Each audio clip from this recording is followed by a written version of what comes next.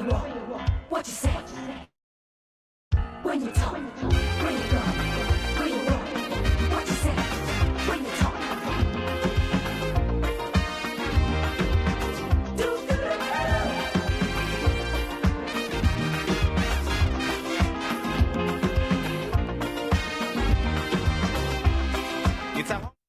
Good morning, Grenada, Carriacou, Petit Martinique, the rest of the Eastern Caribbean, and every one of you listening in Radio Land.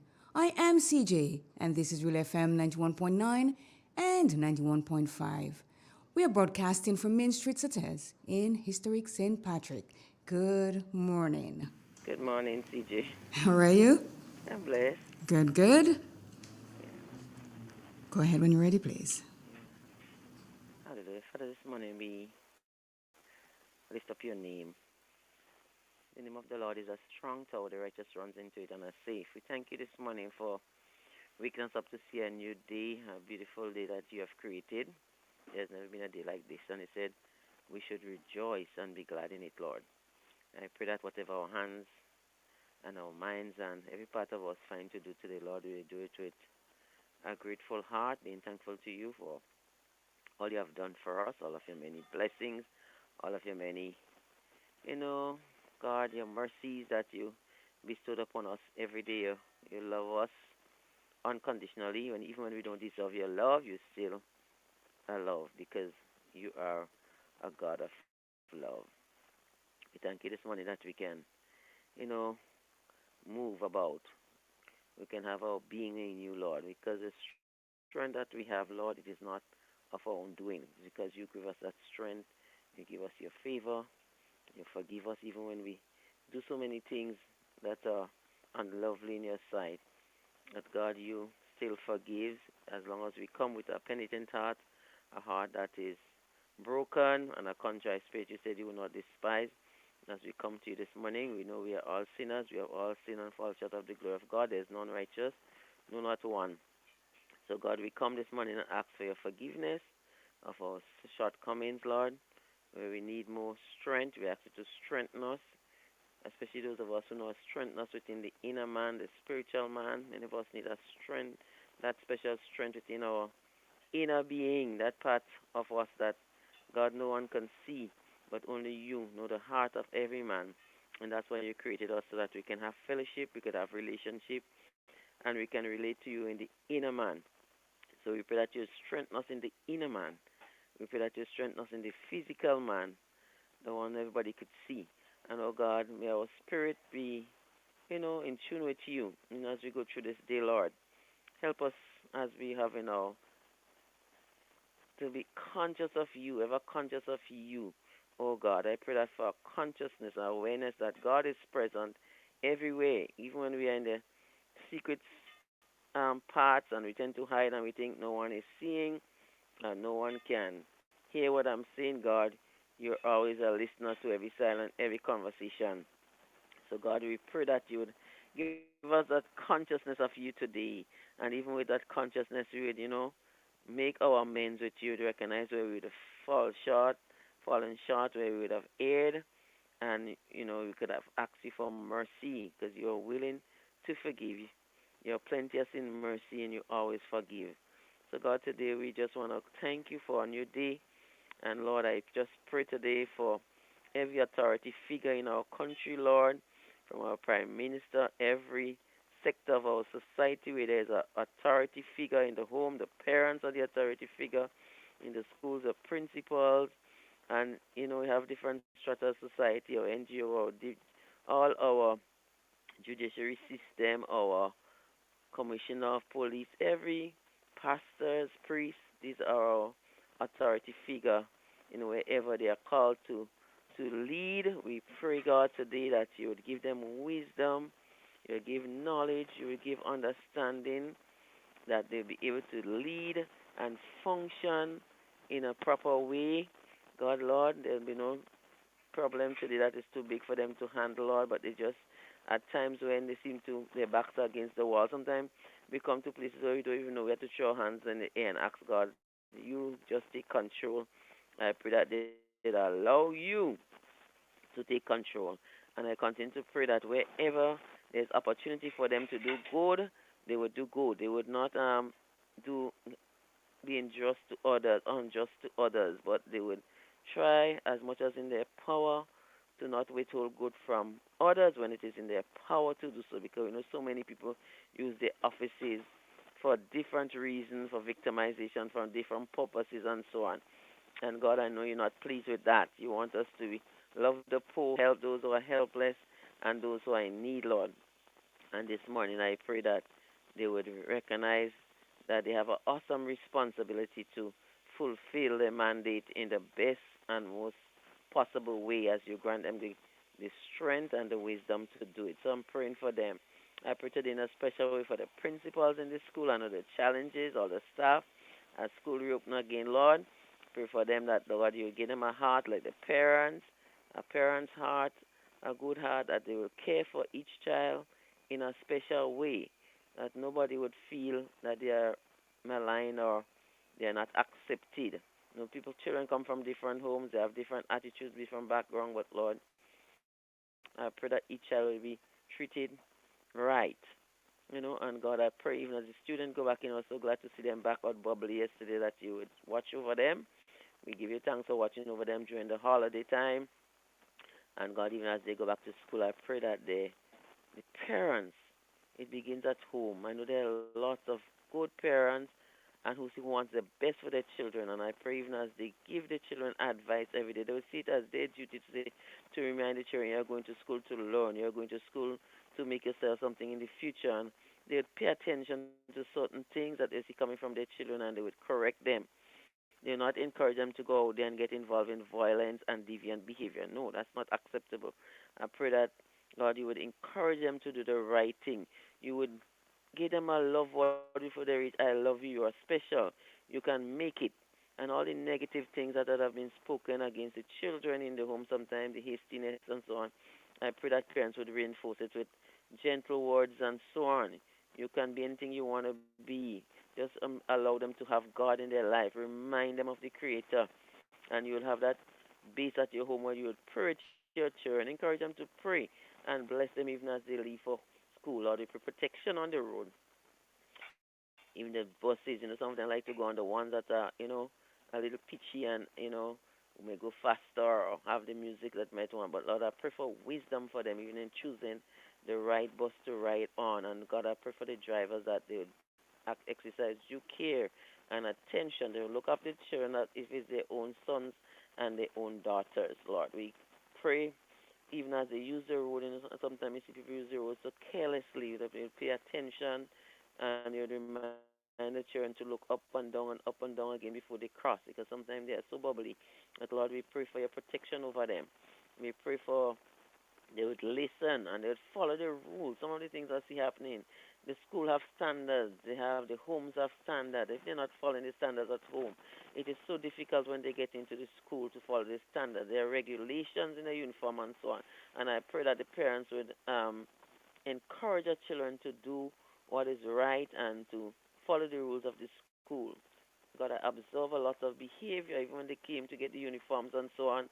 They want the pants a certain way, and the school have its rules and regulations. So God, I continue to pray that the parents would stand up and they would take authority over the children. I am doing this for you.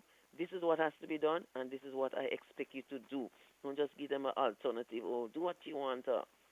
Sometimes it pains my heart that sometimes to me I see the children are more in charge than the parents, and God, it's so sad. I continue to pray that children, the Bible says, obey your parents in the Lord, for it is right. And help them to know that obedience comes with a blessing, that it would go well with you, and you would be able to do well. Honor your father and your mother, which is the first commandment, is a promise, that it would go well. And sometimes we're not seeing it going well for many children because they're not honoring, they're not respecting, they're not upholding their parents. They want to be the boss. And God says it will go well when they do that. So teach them, Lord. Help them even in their young minds, they would understand what God, your word says. And Father God, today just bless everyone. Give us a blessed and productive day. Watch over every sector in our society. CJ actually delivered on our program. Very good program. Continue to use it to encourage us and bless us and strengthen our state of mind at times, Lord. Father God, we just give you thanks. There's so many things we could tell you, but you know everything even before we tell it to you. And God, we just want to give you thanks for this day, and we pray that we will be able to, at the end of it, look back and say, I have done well today. I give a full day's pay, day's work for a full day's pay. Help us not to shortchange. And Lord, help us to do it, everything we find to do it with our hands, to the best of our ability, and do it as pleasing unto God and as not unto man. We give you thanks. In Jesus' name we pray thanksgiving. Amen and amen. Amen.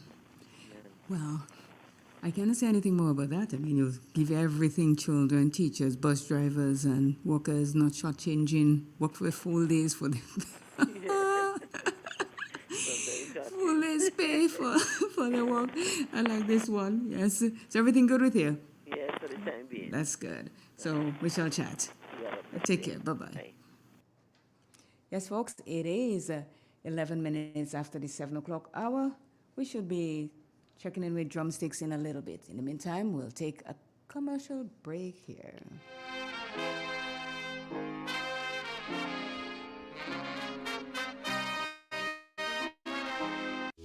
Grendek Community Partnership Initiative.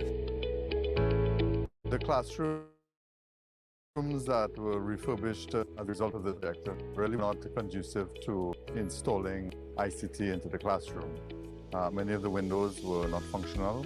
The security to the actual rooms themselves were insufficient. At the Maribor campus, the roof was also termite infested. The college is extremely appreciative. The first word when you speak about furniture is classic.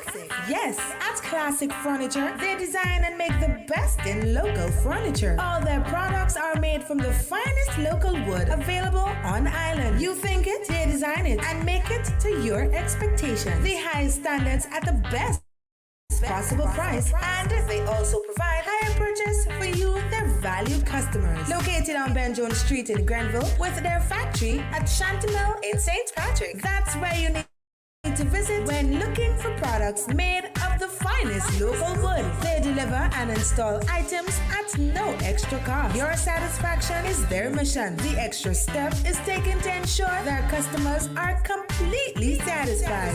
They do doors and finished kitchens, supplies mattresses, and restores antique pieces to look like the first day they were made. Hey, give us a call on 442-4645 and 442-9726. Classic Furniture, Grenada's homegrown furniture producers.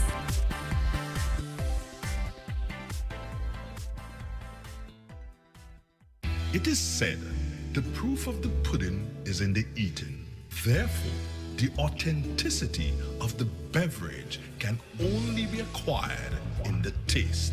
A taste which is original to Antoine de Beauregard Industries and comes from a combination of spices and local rum, which can hold its own all over the world. Woodman, a strength which speaks for itself, a taste which stands out from the rest, bottled with care, which speaks to perfection. Try Woodman today and be stunned by a flavor as never before. Let your palate savor that which is produced locally. Do not be deterred by substandard products. Our taste speaks volumes and sets us apart from the competition. You will be satisfied with every sip of our product. Say rum, say Woodman, feel satisfaction. Now that's quality. Step inside. Immerse yourself in colors that come alive. Color by Sesame. Let your imagination run wild. Surround yourself in a world of color. Color by Sesame. Endless inspiration. Bold expression. Bold expression. Color by Sesame. Systems.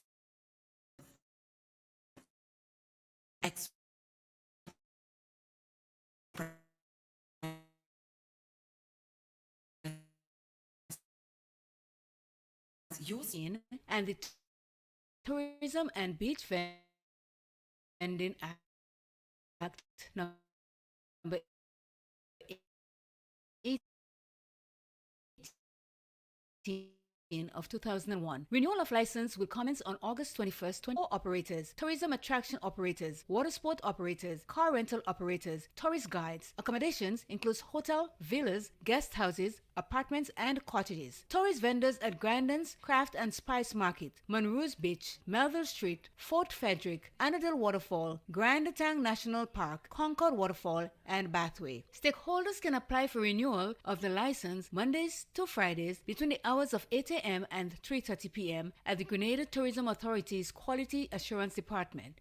Burns Point, St. George. The GTA is working with stakeholders to develop the tourism industry in Grenada, Carriacou, and Petite Martinique. For more information, contact the Quality Assurance Department at telephone number 440-2001 or 440-2872. Or you can email at www.puregrenada.com/quality-assurance.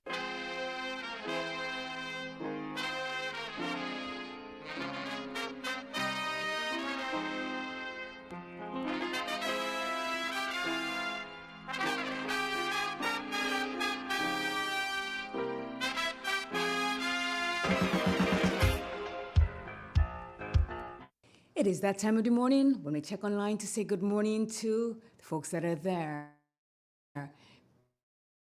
Claude Abraham, Alban Harris, Christine Otley, Anne-Marie Celestine Grant, Shirley Scarrett, Baby Daddy, Ivor Hollis, Jerome Lewis, and this is for the live at the moment. Let me also say good morning to Faithlyn, Hallie, Douglas, and Hilarion Gunput. I know today is not the best of days, but I know what you're going through. Also, let me say good morning to Analdo John, Emily, Rose, Mary Mitchell, right there in Mississauga in Canada. I've got a good friend that I want to say good morning to, and let's hope we do not hit a snag. Kenro, good morning. Let me hit to the WhatsApp. Keith Sylvan, good morning. Mac Balfon, good morning. Lennox, good morning. And while I'm here, let me give you the menu for Velma's Restaurant and Bar and what she has this morning. Breakfast, coconut bakes, saltfish, smoked herring, fried chicken, ground provision, and as usual, you have the local herb tea. I wonder what the local herb tea is. Velma, you should tell us what we are having some days. For lunch, we have rice with lentil peas, chow mein, ground provision, stewed turkey, fish, green salad. Local juices accompany their lunch, and for dinner, we have burgers and fries. So this is what we have at Velma's this morning for breakfast. We have lunch and then dinner. So put your order in or check out and see what is in store for you there. Rhonda Host, good morning. Miss Matheson, good morning. Miss Job, good morning. Coffee in the morning, I know you're on your way somewhere, but good morning to you. Good morning to all of Real FM family and friends, those who have checked in and those who are yet to check in. Lena John, good morning. It is Tuesday, Mental Health Tuesday. And while we're waiting for Drumstick, I'd like to say welcome back to all these students and teachers for the various schools around the country. We have two little ones that comes to us here, and let me tell you, they're so cute in their uniforms. Parents, congratulations, and keep up the good work. Now you have them dressed. Let's concentrate on the behaviors of our children. As Annette said this morning, they're bubbly, but that bubble wouldn't last forever. We still have to control what they say, how they act, and hopefully that everything is going to be working out just fine with them. I think we have drumsticks. Let me see. Good morning. Hello, good morning. How are you? I'm good. Good. Good morning to you, again. Good morning to the nation. I read from the word of God, Psalm 133. Behold, how good and how pleasant it is for brethren to dwell together in unity. It is like the precious ointment upon the head that run down upon the beard, even Aaron's beard, that went down to the skirt of his garment, and as the dew of Humor, and as the dew that is descended upon the mountain of Zion. For there the Lord commanded the blessing, even life forevermore. Amen. This is the end of the scripture reading. Thank you very much. So how is it going? Do you have any kids going to school or children going to school? Or you have grand? Grand. Oh, grand. How old are they? Grand and nieces and Okay. nephew. So what age groups are they in? Well, the first grand is the first 1.5 years finished me. She's 21, and then after I mean, those that are going to school. we go to school. The little boy must be about 10. Okay. The first one about 10, good on 11. All right. Uh-huh. So they're at the age where they can take care of themselves on the streets. Yes, yeah. That's good. Well, have yourself a great day and say hello to everyone for me. You have a wonderful day and keep up the good work. Thank you. Thank you. Bye-bye. Okay, bye-bye.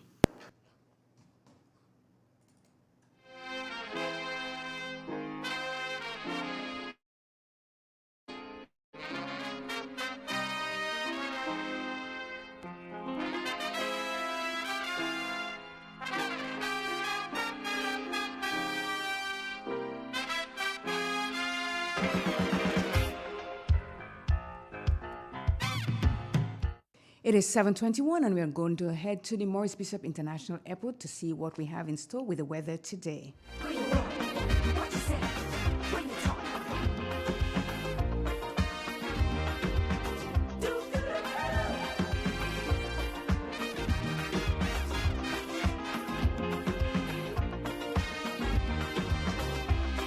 It's a hungry world out there, with everybody scrambling to get a share. Wolves in sheep clothing, birds of prey waiting to swoop down on you, and there's no telling what they'll do. And we have the lovely Tricia Miller from the MBIA to tell us what the weather has in store for us today. Good morning, Tricia. Good morning to you and good morning to listeners of Real FM. It's a cloudy morning here at the airport. Winds are from the east at 12 miles per hour. Barometric pressure 1014.5 millibars, which is above the mean, and it's rising. Present temperature 28 degrees Celsius. Relative humidity 80%. Yesterday's maximum temperature was 31.8 degrees Celsius, and the minimum temperature last night was 29.2 degrees Celsius. Over the past 24 hours, only a trace of rainfall was recorded here at the MBIA. Hence, the total for the month remains at 4.8 millimeters. Now, the public forecast valid for today and tonight for Grenada, Carriacou, and Petit Martinique. The weather is expected to be partly cloudy and hazy with a few light to moderate morning showers. And there's also a low chance of lightning and thunder. Winds east-northeasterly to east-southeasterly at 12 to 22 miles per hour. Today's maximum temperature is expected to get up to 31.5 degrees Celsius. Seas moderate, waves 4 to 6 feet in open waters. Tides will be high around 8 a.m. and low about 2 p.m. Sunset this evening at 6:17, sunrise tomorrow morning at 5:58. So just to recap, the weather is expected to be partly cloudy and hazy with a few light to moderate morning showers, and there's also a low chance of lightning and thunder. From the Met Office, Tricia Miller. Thank you so much, Tricia. Have yourself a great day and stay dry. Thank you. Welcome. Bye-bye.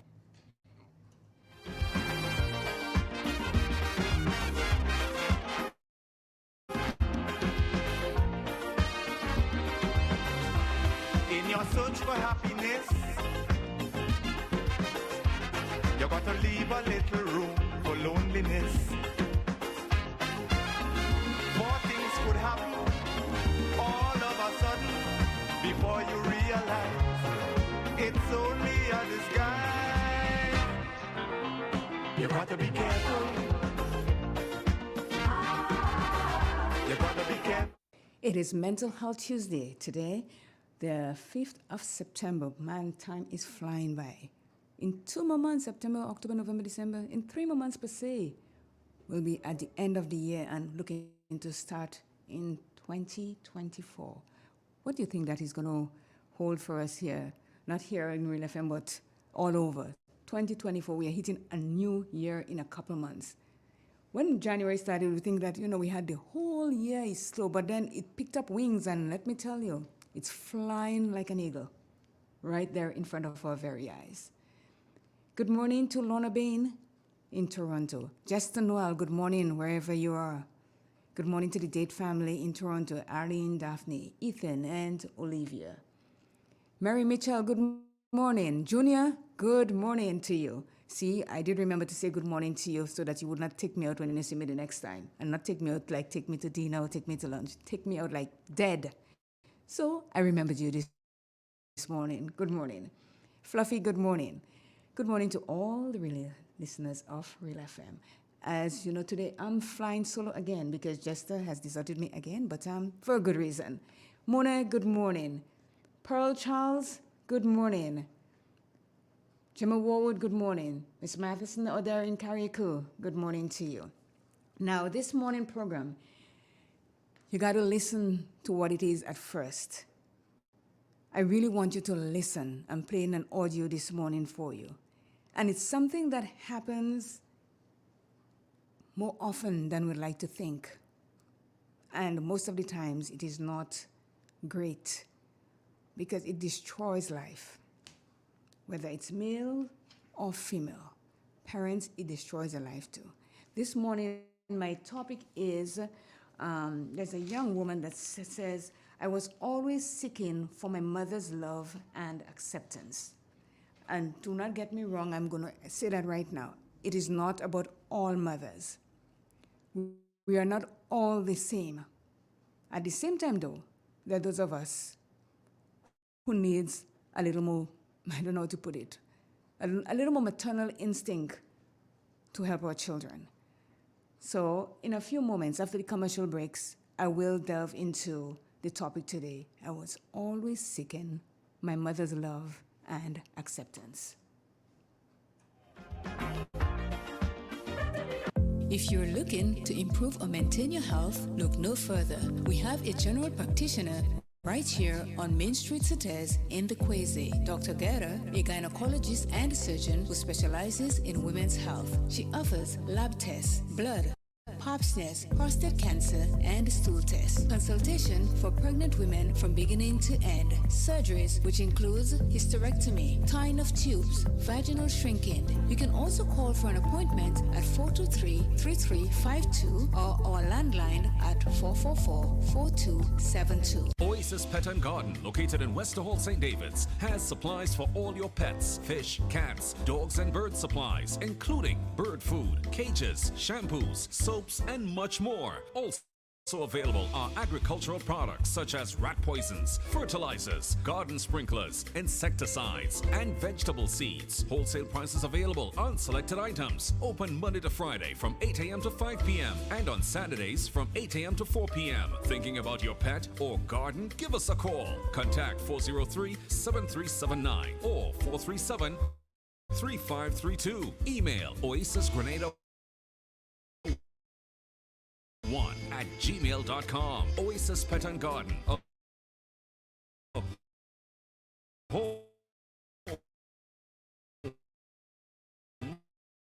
For farmers. People, make sure you have it. Clean water in a container and a hurricane plan. Hear me no man. Hurricane damage is beyond your control. Surviving the aftermath is up to you. Have a hurricane plan. It can save your life and your family too. Prepare for hurricane. Your hair prepare for hurricane. The Grenville Cooperative Credit Union, the credit union of Grenville, takes you where you want to be. Feel secure with the Credit Union of Grenville, taking care of all your financial needs, including savings, loans, mortgages, and sound financial advice. Serving you with branches on Julie Street in Grenville, Lucas Street in St. George's, and coming soon, our Grandance sub-office. Call us on 442-8602 or visit one of our offices. With Grenville Cooperative Credit Union, your financial security is guaranteed.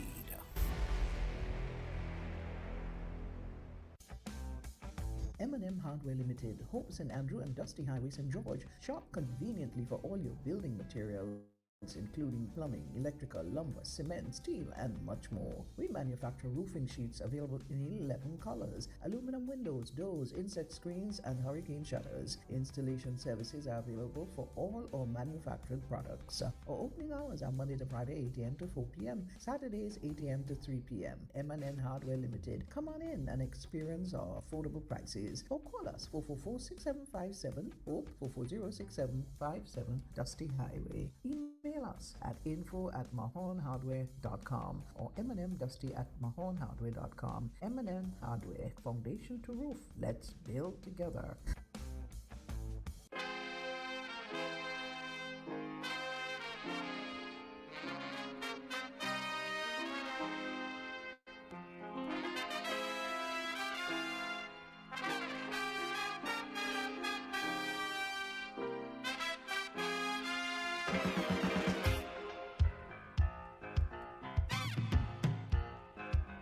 Where you go? Where you walk? What you say? When you talk? Where you go? Where you walk? What you say? When you talk?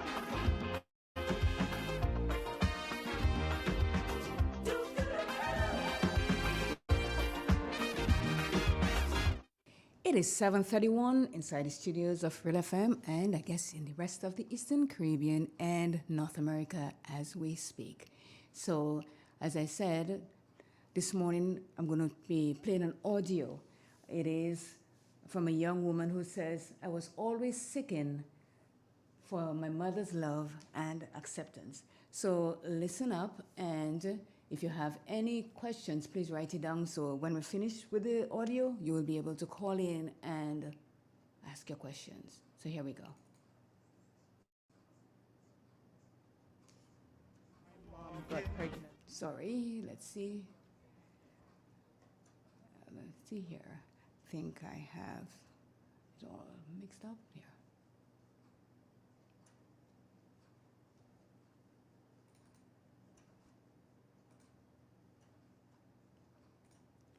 Well, let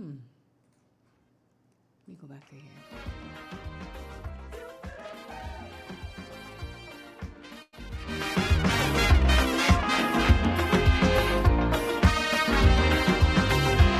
I say we have to prepare to meet the challenges of life without fear. Greed and jealousy, hatred and envy, man, you have to move with care in that jungle out there. You got to be careful. You got to be careful.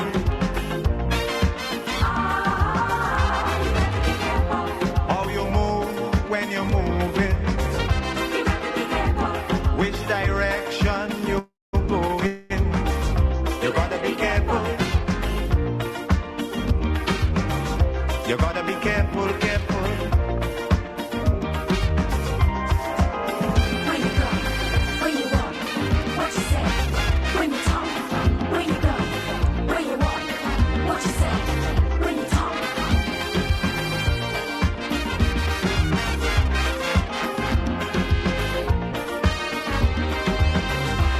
In your search for happiness, you gotta leave a little room for loneliness. More things could happen all of a sudden before you realize it's only a disguise. You gotta be careful. You gotta be careful. With what you do and how you're doing it. If you do, when you're doing it, you gotta be careful. You gotta be careful, careful.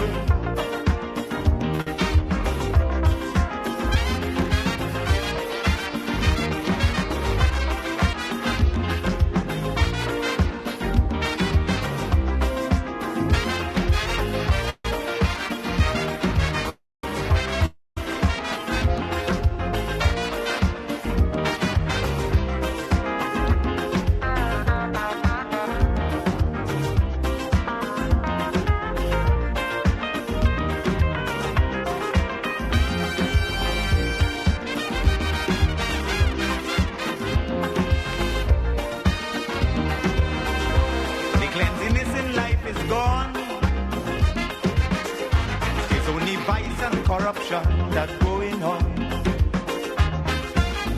Staying alive, trying to survive, that is how it is today. So as you go along your way. Now, I think I may have it, so let's hear what's going on here now.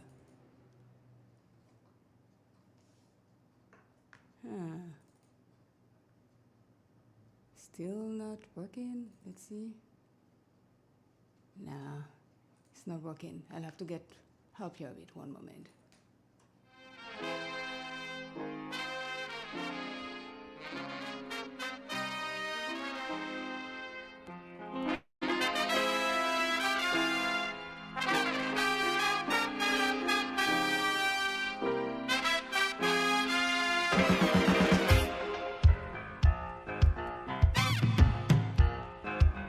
Where you go?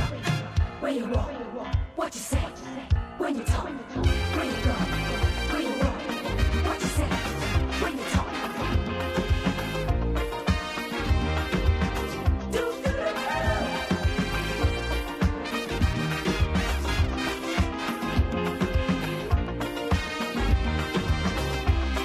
It's a hungry world out there, with everybody scrambling to get a share. Wolves in sheep clothing, birds of prey waiting to swoop down on you, and there's no telling what they'll do. You gotta be careful. I was born in the early 80s in Jamaica. My mom got pregnant at a very young age of 14. The act of her becoming pregnant was out of her control. Right. My father didn't accept me. There was news that I wasn't his child. I was around 4 and 6. I was visiting my grandmother and a cousin. He was an older male, and I remember I was laying on the bed sleeping. I noticed that he started to put his finger inside my vagina. I wasn't taught that that was wrong. When I was about 8 years old, another parent then come and join, and I remember there wasn't a door on the room. There was this particular day I began to get beaten. I was in so much pain. I had to keep my head down. No one knew, no one noticed, no one said anything. It carried on. I had to look after my siblings. It was always that. I was more of a Cinderella. I learned to wash the dishes.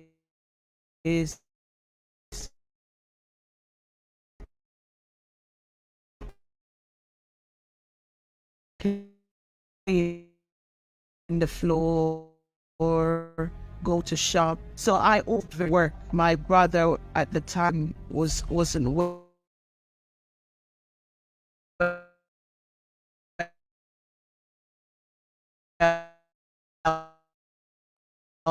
And so he needed to go to the doctor. Coming out and was looking at me,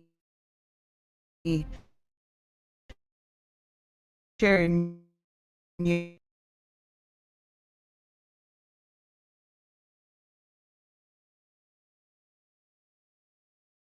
He was maybe, from the looks of it, maybe in his 60s or something like that. And there was an outside bathroom, and every time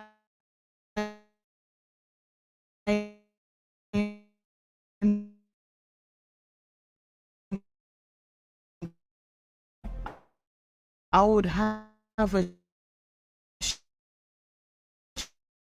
shower outside. He would didn't even know the kind of city. It was always a beating. There was never a time when I've been spoken to. It would, if it's not a beating, it's a curse word. I then had a friend who she was around the same age as me. I would get a beating if my mom catches me with her. There was this particular incident, something to do with money. Someone broke her house.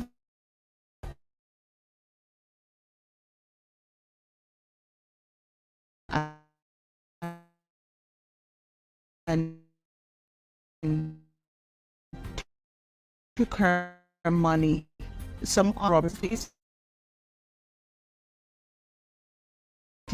particular day I was washing some clothing. He must have said something, and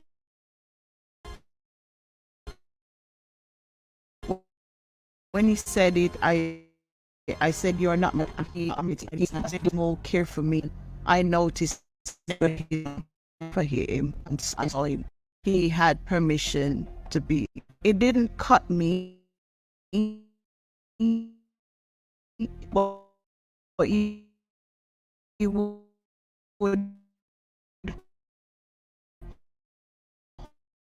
hold it in and never said anything.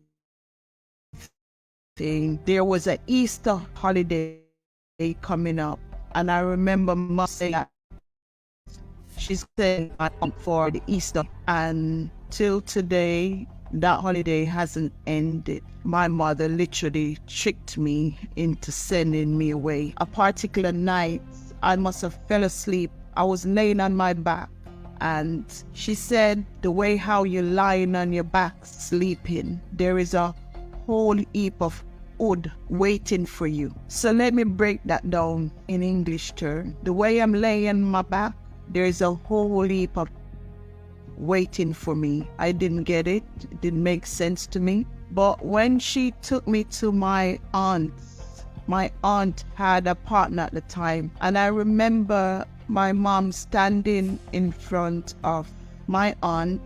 That man, he was somewhat a stranger to me. I wasn't close to him, so he was still a stranger.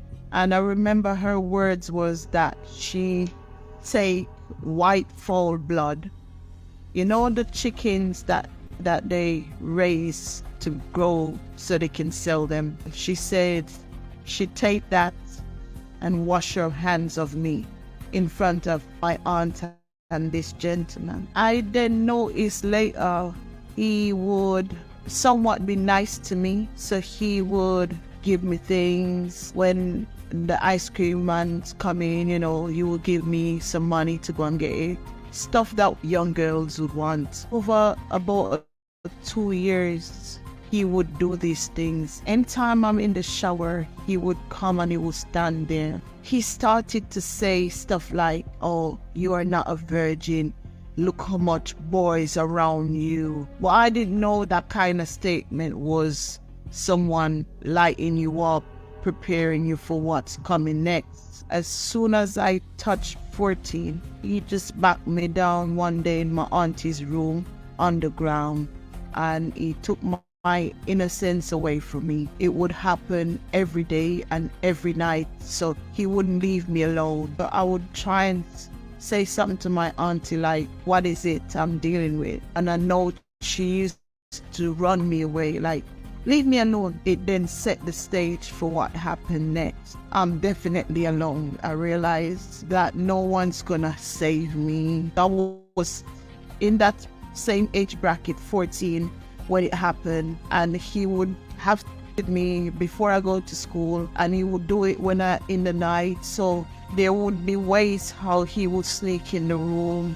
My cousins would be in the same room with me, but no one saw, and I couldn't speak because also he was somewhat some kind of rebel.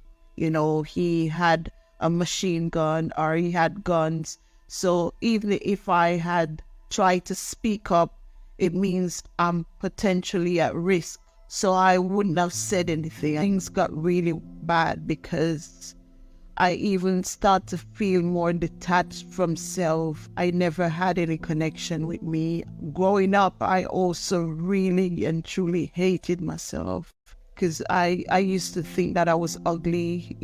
I never liked my skin. I used to think that something is wrong with me. That was how I saw me. And so when things got to what it got to, I started to fight a lot. I fought a lot in school. So it was always anger, aggression, stuff. And I remember there was this particular day I went to school and I got in a fight. And the head teacher said, I'm tired of seeing you in my office. That hit me, and I took my stuff and I left the school and I never went back.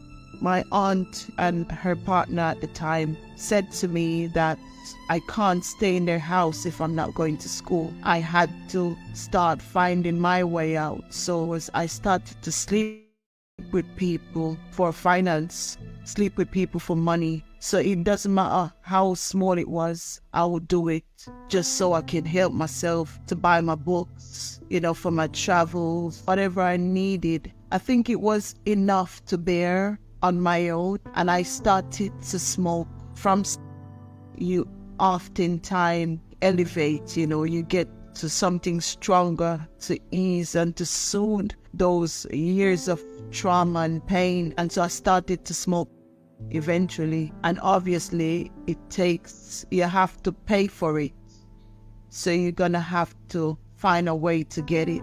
Eventually I started to drink as well. Those two combining together, I was extremely numb to the core. So when I would have lay with anyone or do whatever they asked me to do for money, I wouldn't have felt anything. I was literally numb to the core. As I continued that journey, it continued, and I would say what my mother, I call it a curse. What she did place on me that day eventually came to pass. I didn't understand at first, but as things gone by and over the years, I look and see how it happened.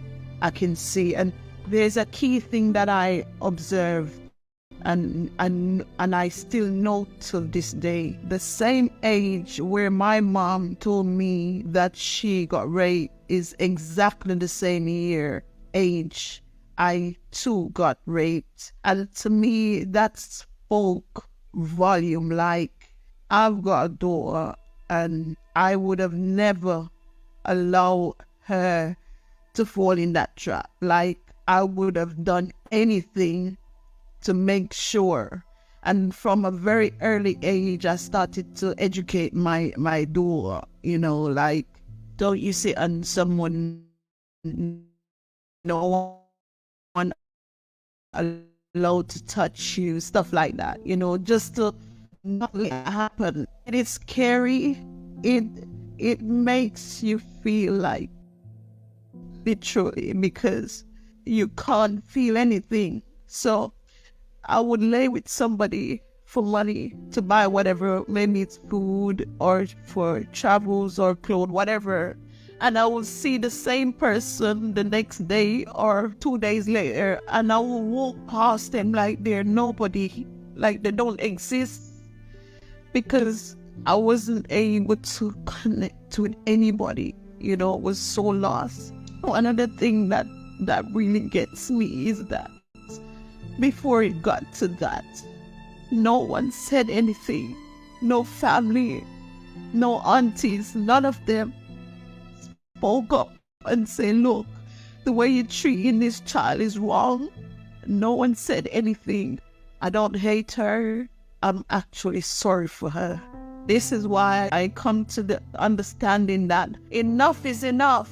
I'm not gonna be like her, because I was heading towards that same path. For years, I would struggle with my mental health. So for a good, I would say the worst part was for a good maybe about 15 years of my life, I was in a cycle, unwell over and over, couldn't get well. So even if I was well for 6 months, I would fall unwell again. So things just wouldn't stabilize in my life. I didn't know that it was all the years of abuse. I initially, and most of the people who came in contact with me, they judged me a lot. That started to manifest when I had my first child at 21. When my mom gave me away to my aunt, I remember that it was a 7-year period where she did nothing for me. She would never bought me underwear. She never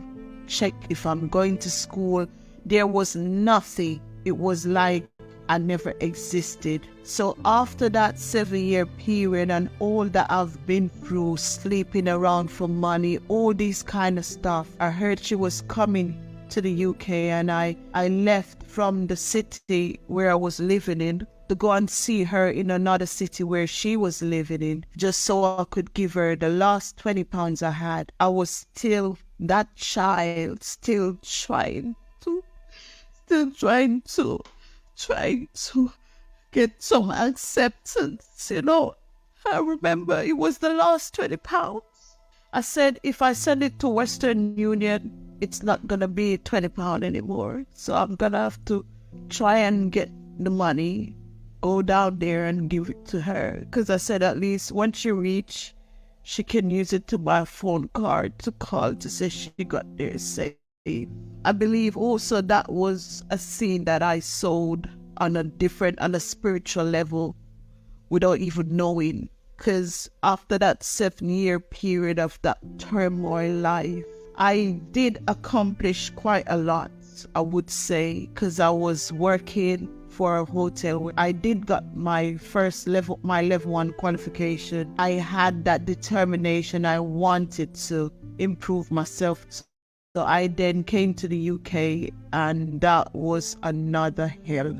I was going for a lot through the passing through immigration. There was a lot of back and forth and issues that arise. They didn't want to let me in. They literally gave me a no entry, which is 24 hours in the country. Stuff happened, really, really dangerous stuff happened, but I was able to get through it and starting to figure it out. And eventually I was able to achieve and to accomplish my right to live in the country, to be able to obtain my citizenship. And I did it all single-handed without her help. I would say God never left my side. That was the only thing I had. I didn't have an identity. I didn't have any confidence. Self-worth? What was that? I didn't know what that looked like, what that meant. In my relationship I had with my children's father, I would sometimes get so unwell, little things, and I will be angry, I will be aggressive, I want to fight him, you know, I will smash something, you know, I will probably want to go away, you know, I will drink, I will get really drunk or want to fight. So when things will happen like that, the police would get involved. Sometimes I would call them or someone else would call them. Social services was in my life for a good 9 years, 10-year period. So they would be involved because I would get unwell, and so things will happen and back and forth. And so they will always refer me to some kind of family therapy, family counseling. So, and then I would start to do individual counseling. So it started to bring some awareness, you know, and what's really going on, because I never understood that all of this was connected. And over time, I started to read and hear people talk about trauma and the effects and the impacts, you know, stuff like that. I remember there was a time I had attempted to take myself away, take my life, was several times prior. But this particular time, I remember from that, it caused the same social services to get involved. And I remember it was so horrific that I was told, if anything happened again, we're going to take the children. And I believe that was a wake-up call to start properly healing myself, because I love my children. I've always loved them. I never not wanted them. So for them, I was willing to do whatever it takes. So I started to do CBD therapy, and I remember my mother came up in it a lot, but still there was no connection. No one understood what I was saying, because it was all peace, peace, peace, peace. And also I believe my then partner, he somewhat presented a lot similar to my mom. And so I felt like I was dealing with the same person all over again. So I couldn't have a peace. I was very unhappy. So I would still hide, I would smoke, I would drink, stuff like that. From that, I remember learning how to sit with what I felt. I had severe anxiety, so I was always on edge. So by the time, some people would say on a scale of 1 to 10, but I was always at 10. So the minute something happened, I'm out, I'm ready, I'm yelling, I'm screaming, I'm angry, I'm aggressive, I'm violent, as they would say, but just didn't understand. So she started telling me to sit with how I'm feeling and let it pass. But still, that after a certain time, I learned that technique and I started to sit with it. But it still didn't fully bring clarity. But I remember I started getting dreams and visions, and I tried to connect or get closer to God in order to help me. I wanted to change. I needed to figure out what was wrong with me.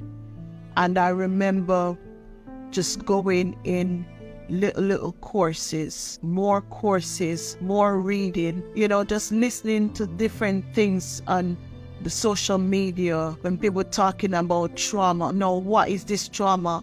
Stuff like that. For years, I started to buy books. One of my favorite is Nurturing Resilience. I started to connect because I realized that trauma is not in the mind. It's more so in the body. So all those years of can't cry, can't express self, all of those being beaten, not being heard, not being loved, no kindness, no gentleness, all of those damage the organs in the body.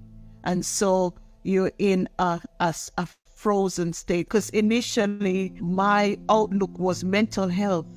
I saw that I was mentally unwell, not understanding that wasn't the problem. It was the trauma that was presenting or coming out from that aspect.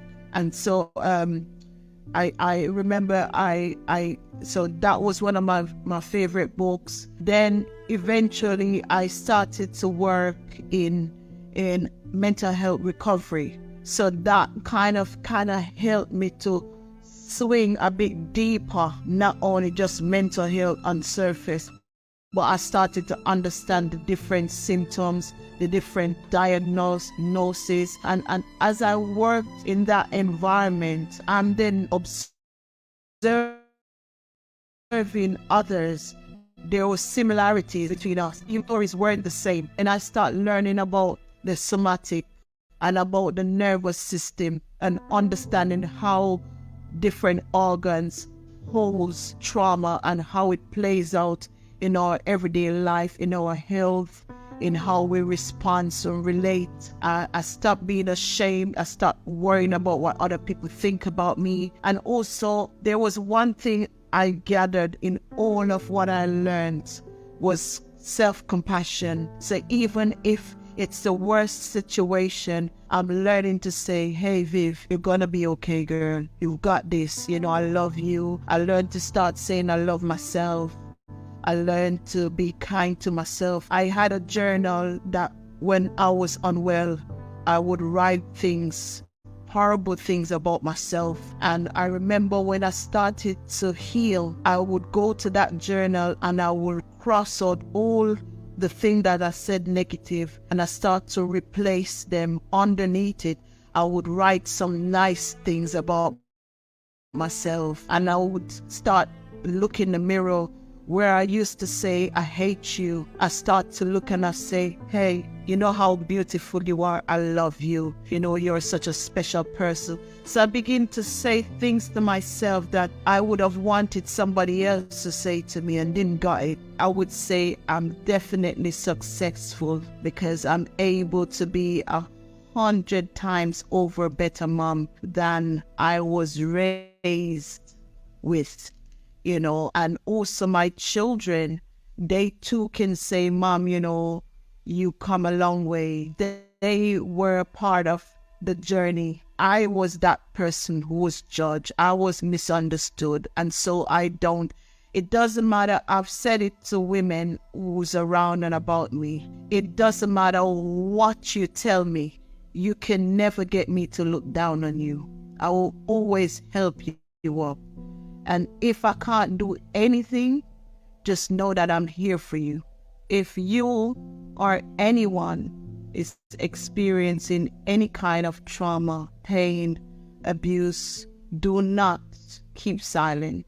Do not keep it to yourself, because it doesn't get any better on your own. Find someone you can trust and speak to them. If you don't know anyone you can trust, find a stranger, talk to them and leave. Someone told me about that story years ago. If you have trouble, just find somebody in a park, just say everything you want to say, because you don't know them, and then you can leave. But make sure you don't keep it to yourself, because keeping it to yourself doesn't help. And also, you are not alone. I can tell you, there is a tribe out there waiting to just celebrate you and empower you, encourage you, and just vibe with you. You know, you are more loved, more wanted, more desired than you can ever know. You are special. You are unique. I was born in the...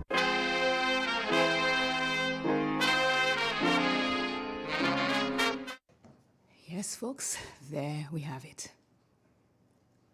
A child that is looking for love and acceptance from her mother.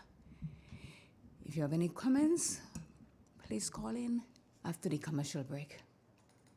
Soon it will be back to school, and K&R Bookstore offers you an open invitation to visit and cash in on all your school supplies going at bargain prices. You can't afford to miss out on this. Notebooks, markers, geometry sets, pens, pencils, pocket folders, binders, planners, Play-Doh, crayons, acrylic glue in a variety of colors, finger paint, watercolors, water paint, kindergarten storybooks, jumbo coloring books, and more. Buy one, get one free. Prices to suit your pocket. Check us out for all your back-to-school needs. K&R Bookstore and Stationery, 231-3500 at the corner of Young and Scott Streets. Back to school. Ozone really gets it clean. Get with the Ozone family line of products. Ozone liquid laundry detergent, perfect for your semi or fully automatic washing machines, yet suitable for your hand wash, soft on your hands. Ozone disinfectant cleaner. It's the most powerful disinfectant and cleaner with a long-lasting fresh scent. Tackles every job around the house or office. Ozone detergent powder and ultra soft fabric softener gets your clothes clean with a natural freshness. Keeps your color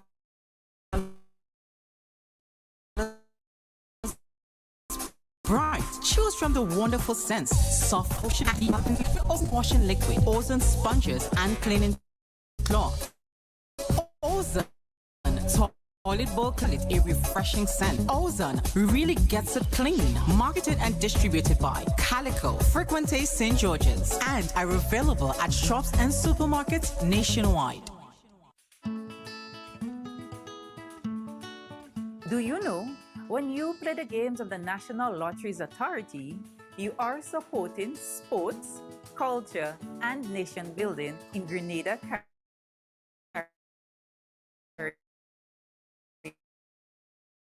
and P.T. McNick. Hi, I am Junior Murray, cricket coach, sports enthusiast, and a student. For the past 40 years, the NLA has been funding many sporting activities, including competition for schools and clubs, and for athletes to participate in overseas tournaments such as the Carifta Games and regional cricket tournaments. Additionally, they made it possible for you, the public, to view local, regional, and international tournaments from the comfort of your homes. For those reasons, I play the game of the NLA. Even if I do not win, I know Grenada always wins. Sports sports, culture, and nation building activities throughout the Tri Island state. Why pay full price for your mobile when you can pay half? Just bundle your home internet and mobile services with Flow and save 50% on your mobile bill. That's money in your pocket every month. Plus, now you get free YouTube and WhatsApp data. And you can share your plan with up to 3 other numbers. Upgrade now and get a free smartphone. Switch and keep your number. Learn more at discoverflow.co. Where would you go to get screened for cancer? The city. So, where would you go to get a biopsy done? The city, of course. Well, I have news for you. Dr. Noroka Moya Santos, an oncologist located at Gladstone Road in Granville, St. Andrew, at room number 5, will be able to assist you. She provides general assessments, including tumor screening. Children, teenagers, women, and men can visit. She is a comprehensive family doctor. She also offers pap smears, home visits, and provides palliative care. Her work is supplemented by the efficiency of Alice Labs in St. Andrews and Fit for Life Clinic in Grandance. Her hours of operations are 8 a.m. to 4 p.m. Mondays to Fridays. Eliminate the stress of traveling and visit our Dr. Santos Health Office in your neck of the woods. You can walk in or call for an appointment at 449-7926 or 442-4721. Tomard, La Salud, and Sirio. Take your health seriously.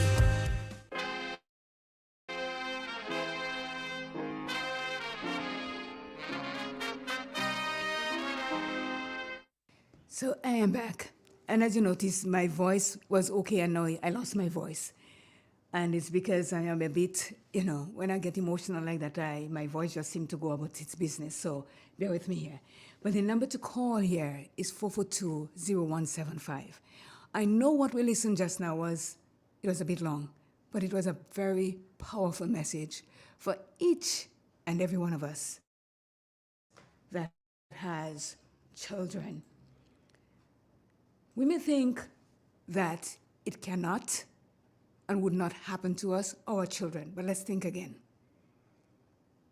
Her mother was 14 when she got raped. She's the result of the rape. At the age of 14, she too was raped. We are trying here to break that cycle.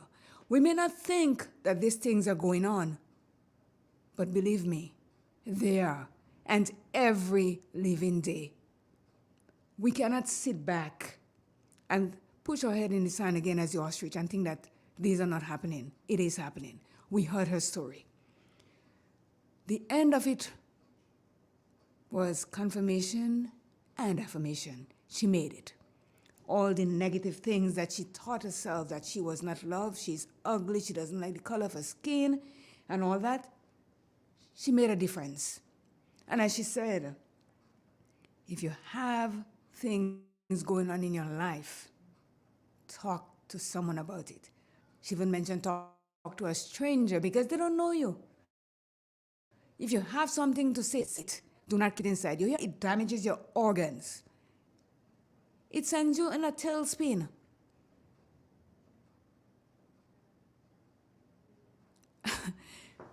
Listen, I listened to this. I've got a producer and a co-producer. We worked on that. We did it in segments. This is the full story, but I have them in segments that I can play clips of it every now and again. Her life was a living hell, based on what she says and what she goes through. And it's because she was threatened by social workers to take her children away from her. That's when she got the wake-up call. That's when she had the gumption, the metal and the steel to make a difference in her life for the sake of her children. She didn't want them to go through what she went through at the age of 14. And believe me, it starts earlier. And it was no stranger that raped her the first time.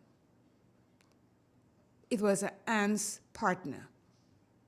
And he plied her with things that he thinks she needs. When the ice cream truck came by, he gave her things that he thinks she needed to make her like him.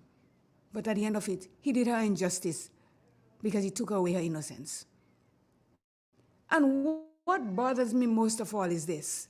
No one stood up for her. She had relatives. No one said a word. Her aunt, based on what she says, used to chase her when she come asking her, well, what is going on with her? And this happens every long living day it happens. It may not happen in your household right now. And we always say we don't know, we don't pretend we don't care until it reaches home to us. And then that is when we take action. It is not the right thing to do. If you see something, as they say, when it was 9/11 and everything, if you see something, say something.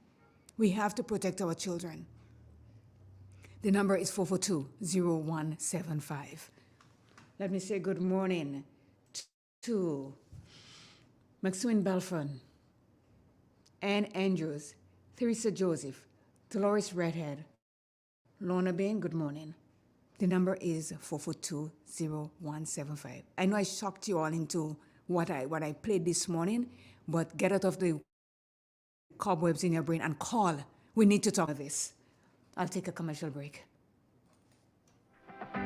Little England, you asked for a store that speaks the quality and we gave you. Now, you have started asking for brands and we have brought them in for you. Little England has all the brands you're looking for. Washing machines. We have Hoover, Indesit, Beko and Candy at the best possible prices. Deep freezers, fridge freezers, all sporting the Sharp and Hoover brand. Microwaves of top quality, Panasonic and Kenwood. We stock the best in smart TVs, JVC, Sharp and Panasonic. Now listen, this electric and top stove kettles, steam and non-steam irons, toasters, Bluetooth speakers, phone charger and cables, including wireless chargers, top brand names in blenders, solar lights, for both inside and out. The only appliance we do not stock is a transformer, because all our appliances are for the authentic power source to 20 volts. So check us out at Little England. We aren't so small after all. Little England, located Main Street to Tears. Call us on 458-4111. That number again, 458-4111. Grendek Community Partnership Initiative. The classrooms that were refurbished as a result of this project really were not conducive to installing ICT into the classroom. Many of the windows were not functional. The security to the actual rooms themselves were insufficient. At the Maribor campus, the roof was also termite infested. The college is extremely appreciative. Maya's collection, located on Main Street, Satire, St. Patrick, announces its back-to-school promotion. Available are uniforms for MacDonald College, St. Mark's Secondary, Montrose SDA Comprehensive, St. Joseph Convent Grenville, and some uniforms for primary and pre-primary schools in St. Patrick. Check out Maya's today for all your school accessories, shirts, belts, socks, notebooks, and much more. Also in stock is a wide variety of household items. We are opened Monday to Saturdays from 9 a.m. to 5 p.m. and later for your convenience. We accept government and Grand Coda vouchers. Call Maya today on 449-6197. A warm welcome awaits you.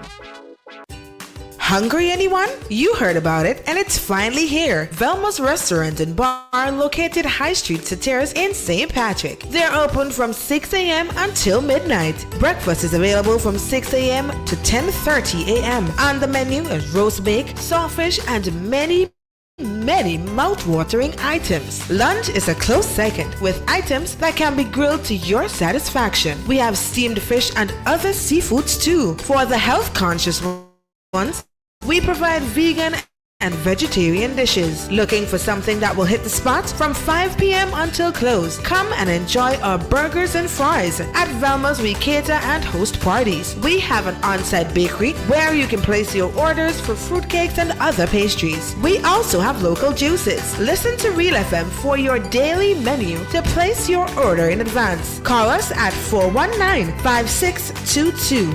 That number again, 419-5622. Velma's Restaurant and Bar. Come eat lunch with us.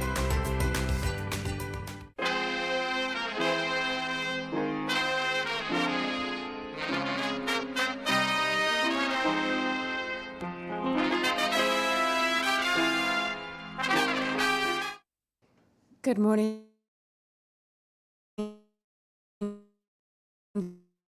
Jester.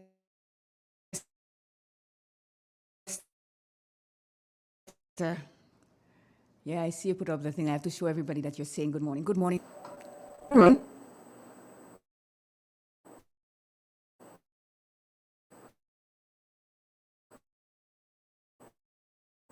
Okay.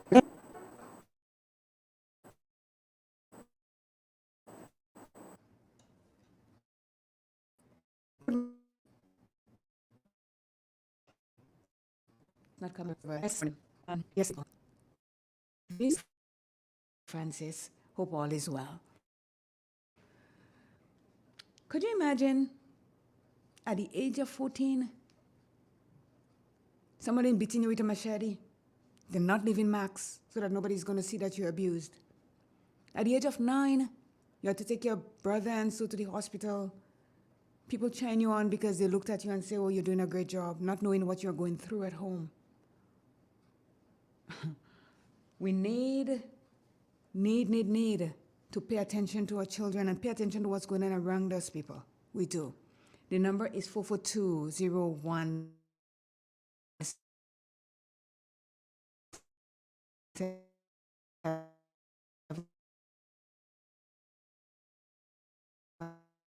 And 5. Phone is working. I know that for a few people. And the part that really bothered me when she said she slept with someone tonight and they passed by the next day, she doesn't even remember who they are because she's numb. Numb.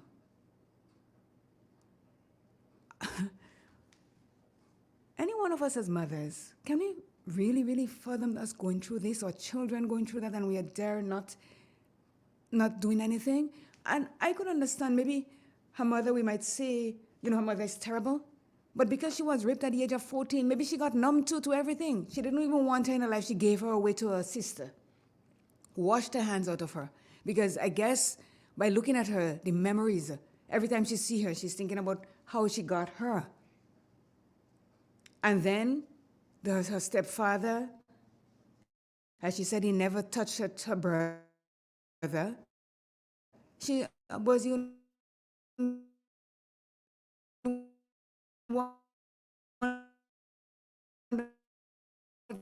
was getting me beaten all the time. Yes, she had a little good mouth too by telling me. I do this program every Tuesday. And all I'm trying to do here is to reach each and every one of us, including me. Reach us to break the cycle of what is going on in our lives. And it's not only here in Grenada, it's worldwide. Every day, a child is being abused. And the funny thing is, as I say, it's not only by strangers. People that are inside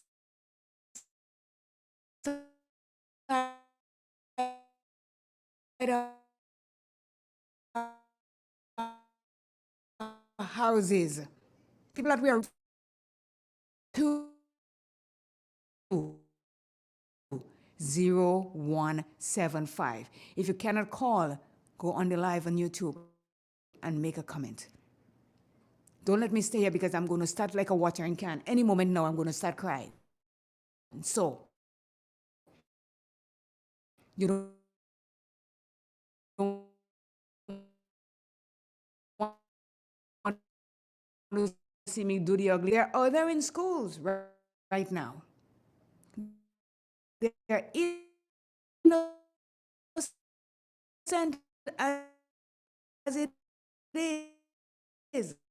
As she said, when she was 14, her uncle ran to protect our children.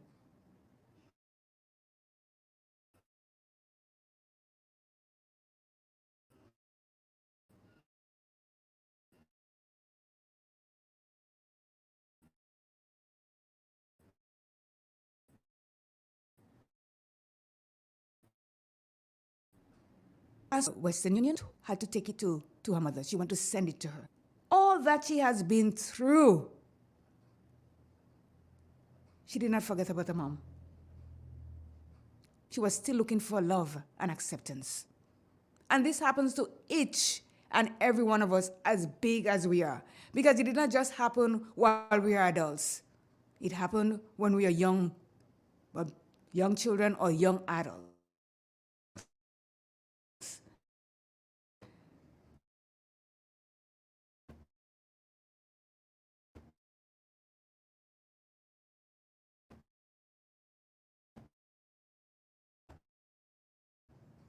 So don't for one think it. We suffer in silence.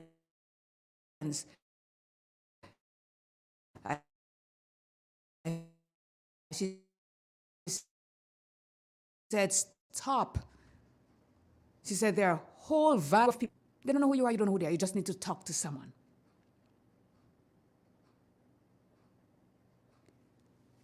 So I think my phone is not working. Can somebody call me and let me know my phone is working, please? Because I think the phone is dead. And I know you all are shocked.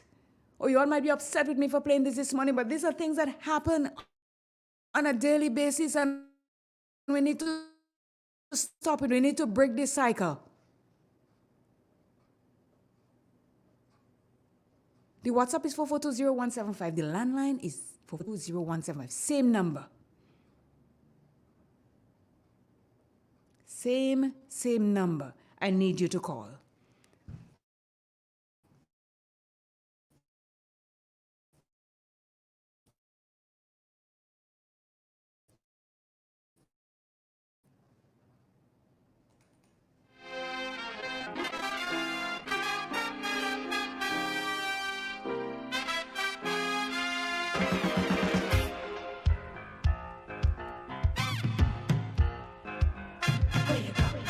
Where you walk, what you say, when you talk, where you go. Step inside, immerse yourself in colors that come alive. Color by Sissons. Let your imagination run wild. Surround yourself in a world of color. Color by Sissons. Endless inspiration. Bold expression. Color by Sissons. Sissons. Express your style with Color by Sissons.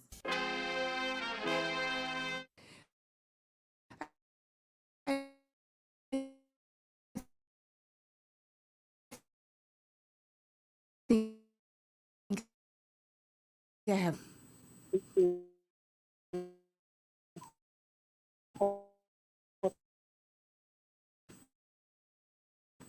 No heart.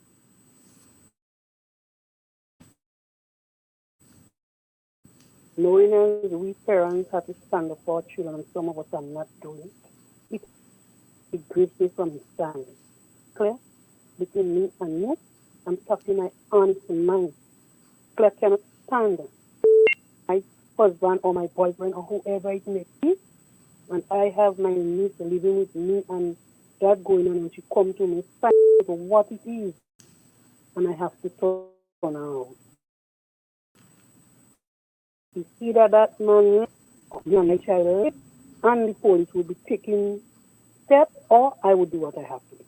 Claire, it's really, really unfair for a parent or a grandparent or an auntie to stand and letting these things happen to the young. And yes, we have problems. We know it is going on. Sometimes some of the children are going to go to us. We have to say us. And we still keep them down there to shut them out. Because what? We want the men to be with us. We don't want them to go. Even though they're giving us $1, Claire, we have to drive them out. That is not for our children. Claire, I'm talking my honesty. I have my grandchild living with me. Every day she leaves home, I speak to her. She home, I'm speaking to her. Whenever she leaves from here to go to school, I say, be careful, be on the safe side. You have to give them privilege. You have to make them know what it's like. And the next thing is, what I'm glad about, from the time she leaves here, she reaches in the school, she let me know when lunchtime, she call me, Mommy, I'm okay. Home time, she call me, Mommy, I'm getting bus. She in Granville, Mommy, I'm getting the bus to come home. And I reach home, and I'm satisfied. And if all children could do this thing with their parents, that would be so nice. Because at the end of the day, you know everything that is taking place with your child. If your child is going through a problem and you didn't hear she call, you must know something is not right. You understand? And we as parents, we are a little bit too much down. We have to put we foot on certain things with our children. We have to stand up for our children in spite of what? Whether parents, whether grandparents, whether auntie, whether nene, whether who. And you know what is so bad about it, Claire? You know, in the days before, a parent could have corrected a child, and that other parent would have been so glad. That is part of it, you know, because you know why? We parents cannot talk to our next person child. And that child will be going wrong, and we try to correct him. And the parent will cost us so bad. So it have a lot to do with we parents with our children. Thank you so So much. now we have to stand up. These clips you play there, a lot of us maybe not listen or hear it, but I think you have to play that clip a little more regular. Let parents catch themselves. And Thank when you. the children are close by, let them hear so they can understand it and they'll be by themselves also. Claire, I'm really appreciating that program. Thank you so much. Okay, have a good day. Thank you and have a blessed day, You Claire. too. Bye-bye. Okay, bye. And we have another caller. Good morning. Hey, good morning, CJ. Good morning. How are you? I'm all right. Yeah, CJ. As I said, I think last week when I had the program, that you see, silent is a killer. And when you have things going on in your life and keep it for yourself, it don't help the situation. It makes the situation more worse. It makes it more worse. So you see, silent and releasing. When you release yourself by you get help. And that one of the important thing of releasing yourself is because you need help. You need help. And you there's people might go through the same difficulties as the young lady, and they come out come over they overcome the situation. So to them, when you do that, people will try to help you. As I said, if they might not able to help you, but there is someone they know that could help you. So it is important to speak out. And when you speak out, you get help. But when you keep it inside you, it makes matters worse. It makes matters worse. And I want to say again to people, you are not an island. You're not an island. You are one that need help. And everybody needs help because in the don't don't keep quiet and say, well, no one cares about you. There are a lot of people cares about you. A lot of people willing to help you. But if you don't open out and let people know what is going on in your life, people will not know. Because sometimes we see people and see, hey, Madam, Mister, how are you? I'm well. Everything okay? But you know to yourself, you're going through difficulties, right? You're going through difficulties. You need help, so you have to speak out and seek help. And seek help. I also Grainer is people is a person that love people and they care about people, and they're willing to help. But I wonder how you could get that help. You when you release, you speak out and let people know what is going through your life. And I always say, no matter what happened to you, life that is not the end of life. Once you had the breath of life, God could restore you back. Because if you check in the spirit, if people that things that they did in their life, and God still saved them. I always say, when people God was not able to save, is when one die. But once you have the breath of life, no matter what you go through in life, God is able and more than able to deliver you from your situation. Thank you. So that's my Okay, bye-bye. Yes, folks. The number is 4420175. I know it's a shocker this morning that you hear what it is. I had to play this morning so that people will know that these are happening outside there. It is. And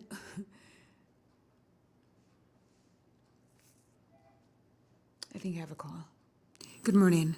Good morning, Claire. Good morning, Mona. How are How you? are you? I'm Well, welcome back because I was not hearing you a while. Thank you. Okay. Well, this morning you take my breath. This thing me sick. All my skin raising, you know.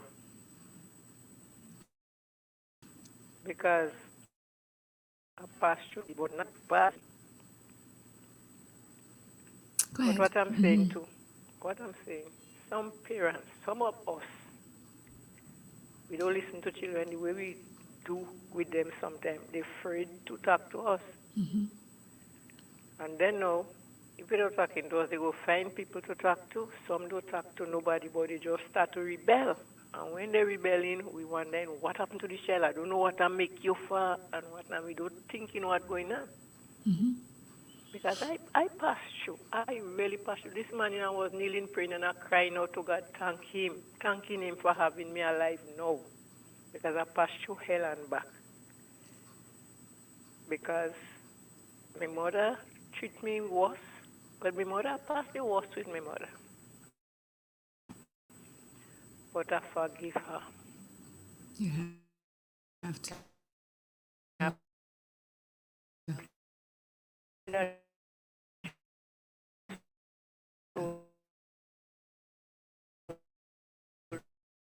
Rest in peace. You had on the uniform like his nurses with this flower top and this. Yeah. Girlfriend, how you doing? She said, well, no, I didn't make you out. I said, no, because I get little as you know. She said, no. I said, you have children? She said, no. I said, thank you, Jesus. I said, you're married? She said, no. I said, well, please, don't go and get pregnant now before you're married. Make sure you're married first, because step parents is not nice. Because if you have a child already and then you come and you're married, the stepfather doing that child rest.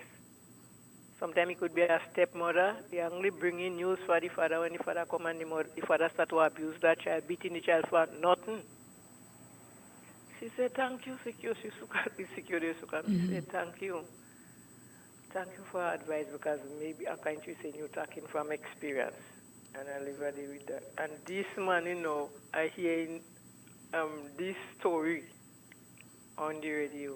I say, God is moving. Holy Spirit is working. Because it's good to speak out. Because I didn't used to speak. I used to go and sit down in a corner and cry. Mm-hmm. Because when your mother cussing you, your brother and sister cussing you, they're fighting with you. You don't have nobody to talk to. Take you out of school to look after those what you just have. You can't go to school. Sometimes if your father, you don't go with your father, you send one meet your father to get a 25 cents to buy a pound of sugar, you don't get in tea. If the sister make, I ain't getting, but if my mother make, I will get a little cup to drink. If she washing, she won't wash my clothes. I used to have to walk to go in Grenville barefooted. Mm. But I didn't give up. No, you made it. And that's the beauty of it. I make it, Mm-hmm. and I think and you what live we to must tell. do too, you have to scold Yes. children from home. Teach them the good touch and the bad touch. Mm-hmm. And don't receive things from people, because people might give you, baby, look, and you take it. Tomorrow they say, look. Yep. And then later on, no, You want pay. something. You got to pay.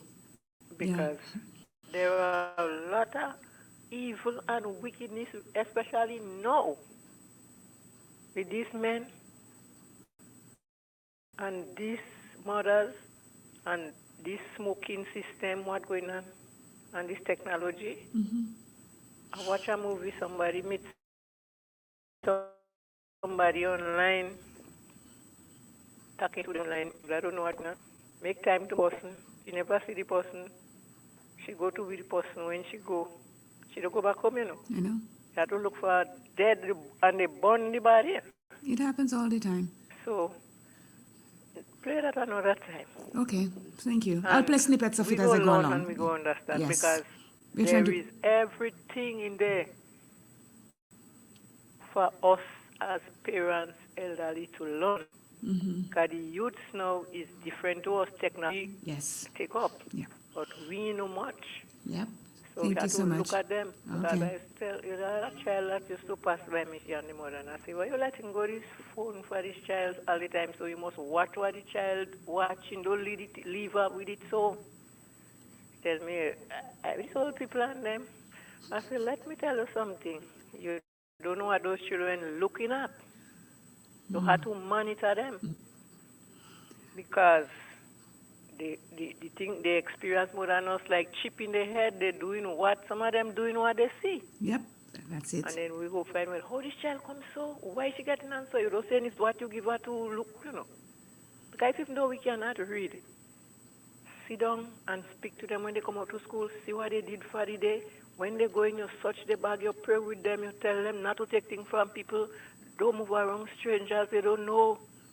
And if anybody give you something and you take it and you don't want it, better you tell them you don't want it than to take it and give somebody else because you don't know how to chew it. Okay. We give 2 minutes to each person that calls. If you have to make a point, you can call back again, okay? So have a Thank blessed you.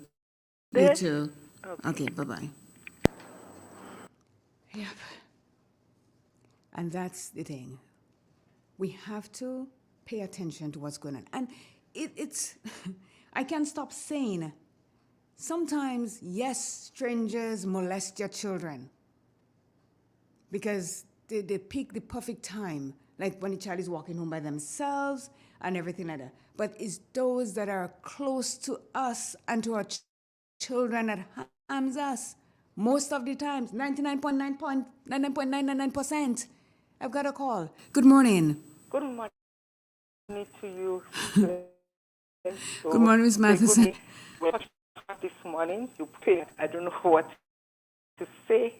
Honestly, first time, I'm dumbstruck. I just cannot comprehend all these things, you know. It really leaves me in shock and in pain because I want to know, you know, in this world, there is a lot of monsters out there, and they're like wolves in sheep clothing. And you, as a mother, you have to protect your children from these monsters and the bad wolves out there. But you take your child because you're fed up, you don't know what to do with your child, you don't know who to turn to, or maybe you don't want to turn to anybody, you turn to your sister, and you bring the child in the pit of hell for the devil to devour the child. And then, as a mother, you never turn back. You don't put something in a bag or a packet of crisp or a sweet drink and say, I'm going to look at the child and say, how are you doing today? How is everything? So the child could gain confidence to really talk to them, to his mother. You know, sometimes what you say to the child will gain a bit of confidence, and she will talk to you. She will give you a hint what is going on. She will look over her shoulder to see if mommy or daddy coming or my auntie is coming. So she will talk. You never had the audacity to go back and check on that child, and the child is suffering. She didn't have nobody. After the months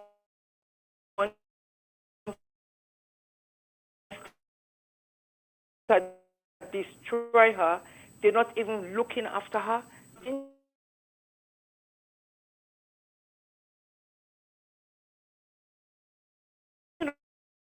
Not giving her anything. Who do you want her to turn to? At this bad situation.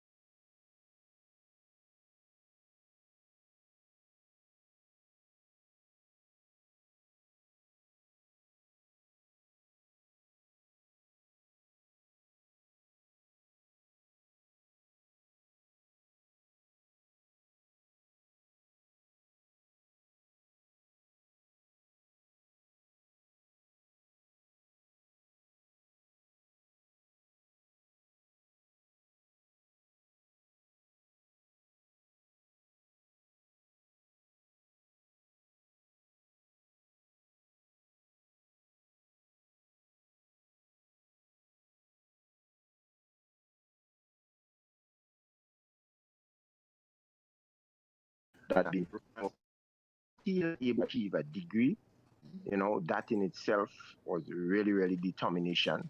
Because this from a very, very young age, I would say from ever since she had known herself, she been, I mean, abused really, she been tortured, with that kind of action that was meted out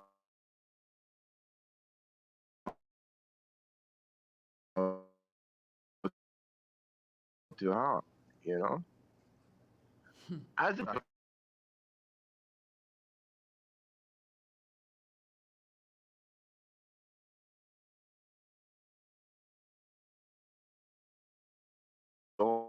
for the world has come to. So boys as well to questions as to what's been happening in the home when it comes. So they will, if that in to the social belief, it's time that parents should be brought to justice for allowing the children to go through these sort of things. Serious, because I believe in some instances the parents set up this thing directly for children to go through that kind of thing. And based on what the story of the young lady, that is clear to be seen there. And how do you allow a parent to just continue to live without being brought to justice and should be made to face some form of consequence as a result of the neglected action towards the children? You understand? Yeah, that is Totally really, really, in really agreement with touching. you. Yeah, it is. Look, I'm just trying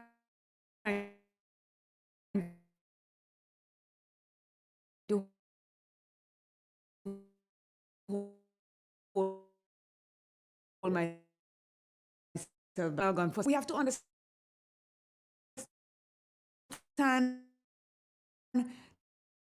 the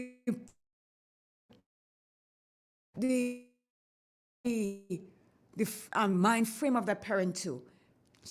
She got raped at the age of 14 herself. At that age, I was raped herself in any way. She just sent her to the wolves, as Miss Matheson says. And then when she cannot deal with her anymore because she had another somebody in her life and she had a son and she don't want to deal with that one, she sent her to her aunt and washed her hands off her, and then she didn't fare better. The aunt partner raped her at the age of 14 also. 14. 14. Yeah. And then her life went down the drain from there on, from then on. Yeah, and the part that really touched, and it was because of the circumstances she had to turn to live in a very, very promiscuous kind of life, and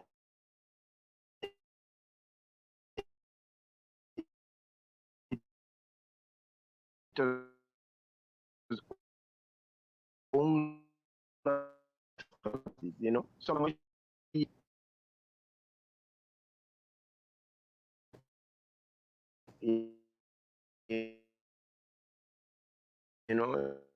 that is just over bearing, But furniture is classic. Yes, at Classic Furniture, they design and make the best in local furniture. All their products are made from the finest local wood available on island. You find it and make it to your expectations. The highest standards at the best possible price, and they also provide higher purchase for you, their valued customers. Located on Ben Jones Street in Grenville, with their factory at Chantimel in St. Patrick. That's where you need to visit when looking for products made of the finest local wood. They deliver and install items at no extra cost. Your satisfaction is their mission. The extra step is taken to ensure their customers are completely satisfied. They do doors and finished kitchen, supplies mattresses, and restores antique pieces to look like the first day they were made. Hey, give us a call on 442-4645 and 442-9726. Classic Furniture, Grenada's homegrown furniture producers.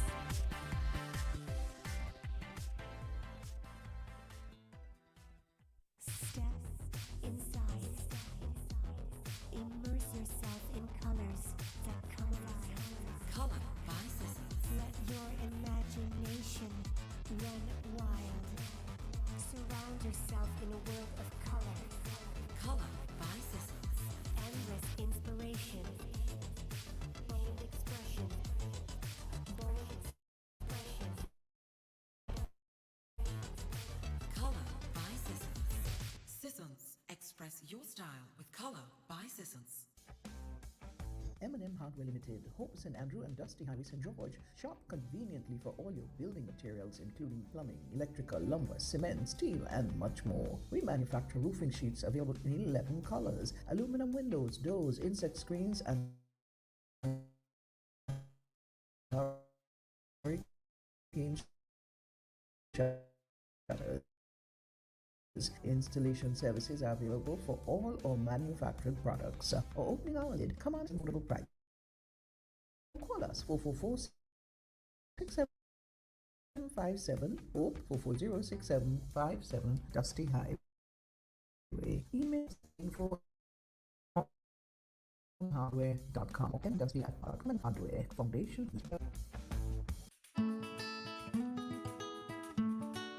Do you know, when you play the games of the National Lotteries Authority, you are supporting sports, culture, and nation building in Grenada, Carriacou, and Petit-Martinique? Hi, I am Junior Murray, cricket coach, sports enthusiast, and a former West Indies cricketer. I endorse the games of the NLA 100%.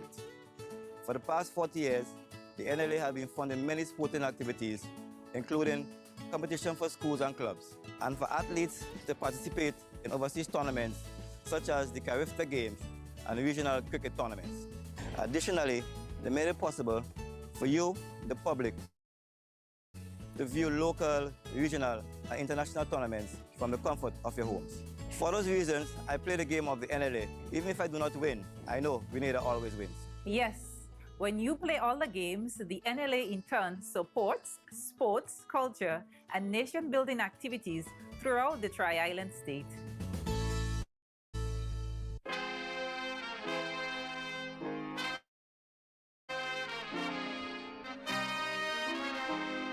Let me see if we have. Oh, no, we don't. I thought we had a call here, but I think they need to hang up. So, So we're back.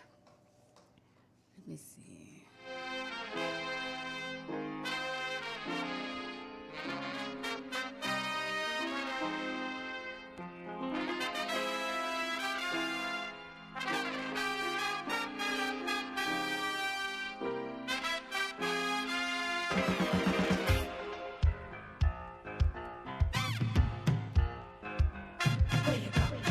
Where you walk, what you say, when you talk, where you go, where you walk, what you say, when you talk.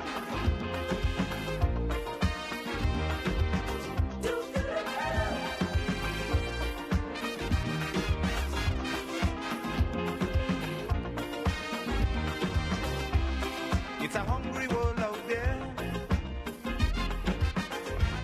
with everybody scrambling to get a share. Wolves in sheep clothing, birds of prey waiting to swoop down on you, and there's no telling what they'll do. You gotta be careful.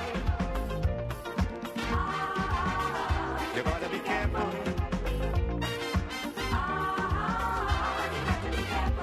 Where you go when you're walking, what you say when you're talking. You gotta be careful. You gotta be careful, careful.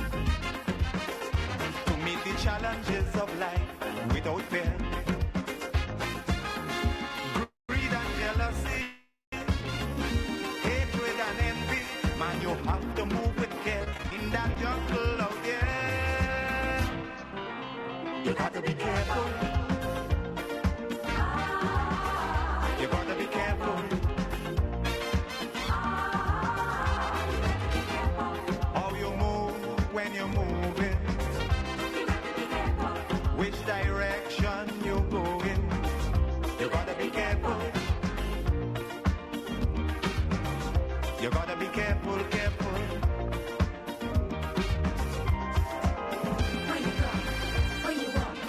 And we are back. Now, I think there's a call holding. Let me see. Good morning. Good morning. How are you? I'm okay, and you? Good, thank you. Yeah. Listen to the clip that you have played, Mm-hmm. and many things run through my mind.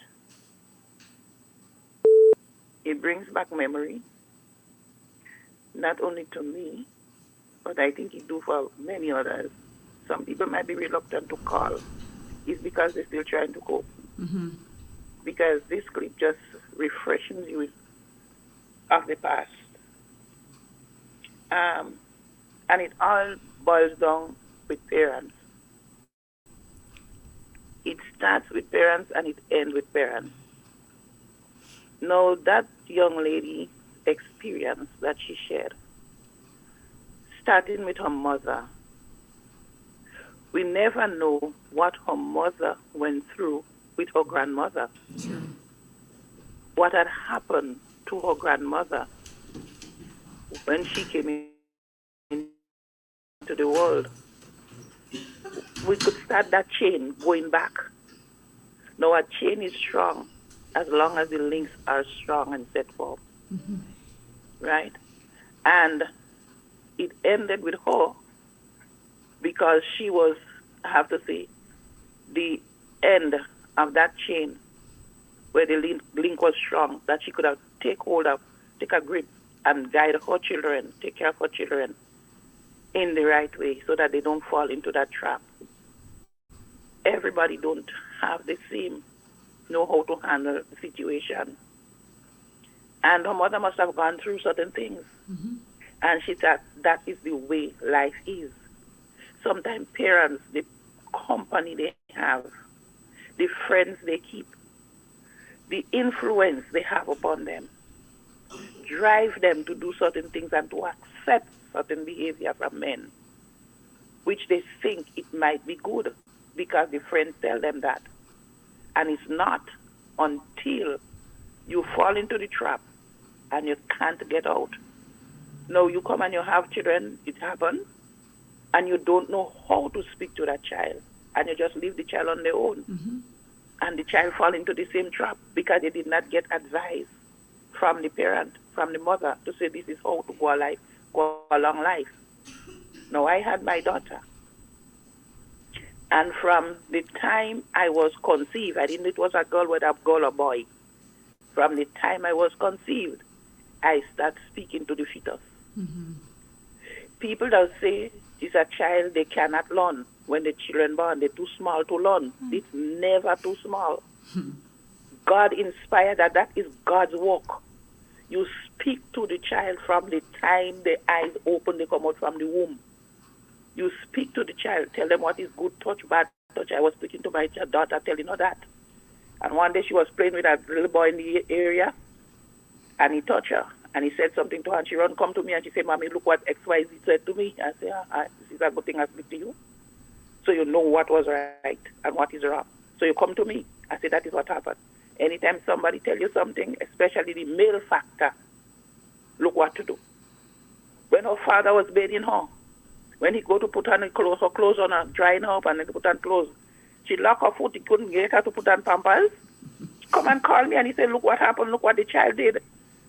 I said, I just watch him, and I laugh. And I said, you are a man.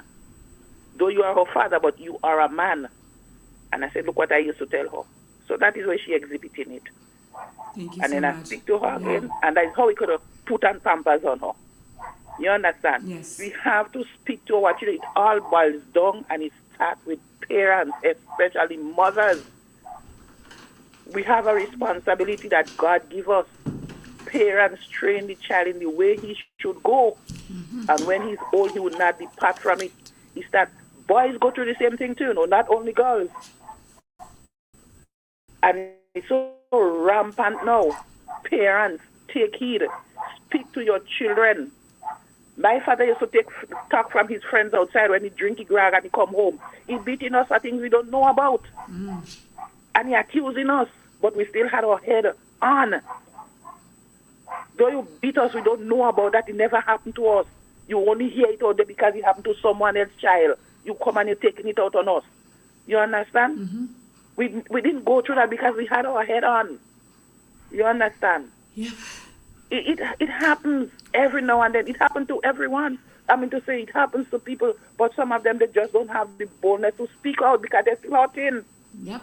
That never leaves you until you go to your grave, you know. That's quite true. It never leaves you until you go to your grave. So parents, you have your children to school and you see what is going to happen in this day and age when the world is turning around. Talk to your children, both boys and girls. Tell them about it. Because we're going to have it in our country. Be careful. Parents, you have a responsibility. Thank you. Thank you so very much. Now, the calls are coming in, but I need to to speak to you both.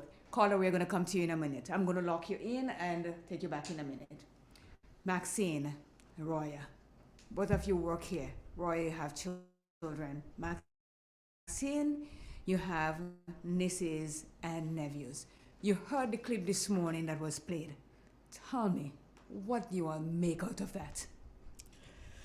To be quite honest, I can't see how an uncle who raised me as a little baby could look to see me getting bigger and in your mind, I'm going to touch you. How to me, it's like family is supposed to be family. Mm-hmm. Touching me as I am your niece. Mm-hmm. That is just something that I could never forget and never forgive an uncle for doing that to me. I'd want to kill him. Okay, I'm going to stick a pin on it because we are going to do news and then we'll be right back. Okay. To 3 p.m. M&M. Triple N. Informative, entertaining, and first. Every hour on the hour. This is the latest news update as produced by Triple N. The details when I return. M&M Hardware Limited, Hope St. Andrew and Dusty Highway St. George. Shop conveniently for all your building materials including plumbing, electrical, lumber, cement, steel and much more. We manufacture roofing sheets available in 11 colors. Aluminum windows, doors, insect screens and hurricane shutters. Installation services are available for all our manufactured products. Our opening hours are Monday to Friday 8 a.m. to 4 p.m. Saturdays 8 a.m. to 3 p.m. M&N Hardware Limited. Come on in and experience our affordable prices or call us 444-6757 or 440-6757 Dusty Highway. Email us at info@mahonhardware.com or mnmdusty@mahonhardware.com. M&N Hardware, foundation to roof. Let's build together. Welcome back locally. Labour Minister Claudette Joseph said that the minimum wage advisory committee set up by the government to review the wage for 14 categories of workers named in the minimum wage order has recommended an increase to workers and has identified new workers to be included in the order and a livable minimum wage. In the region in Barbados, Minister of People Empowerment and Elder Affairs Kirk Humphrey says initiatives that promote healthy living in Barbados are extremely important at this time, especially given the threat of NCDs and the aging nature of society. He made the comments as he toured several exhibits at the Healthy Living Expo at the Lloyd Erickson Sandyford Center. The minister says in all some 37 exhibitors are taking part in the expo, noting that there is therefore a variety of healthy living options for Barbadians to consider. The reality for Barbados is that we have an aging society, but unfortunately we also have a very unhealthy society. As the Ministry of People Empowerment and Elder Affairs, the fact that this would promote healthy living, which in essence becomes healthy aging, is something that we would want to support. Unlike other countries that are aging, Barbados is aging, but the level of NCDs is disproportionate when compared to other countries. So I think it's important that we start having a conversation about not only exercise, but the things that we put into our bodies, the foods that we eat, the drinks we consume, and and so on. So that is why we are here supporting this in Barbados. A number of the older persons are dealing with issues pertaining to dementia. I also find it interesting that persons look at people and make certain judgments. You know, if somebody they think is overweight, that they think they have associated health issues. But there are a number of persons who do not look overweight who also have health issues. We have to be conscious about, especially in the black community, to be honest, the level of diabetes, the high blood pressure issues, and so on. So that is why we're here, that is why we're supporting this. I would encourage all Barbadians to come out and to participate, to see what options are available. Around the globe,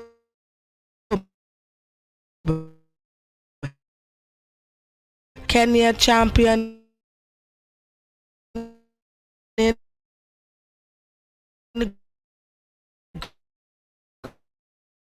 greater use of renewable energy in Africa. Kenya is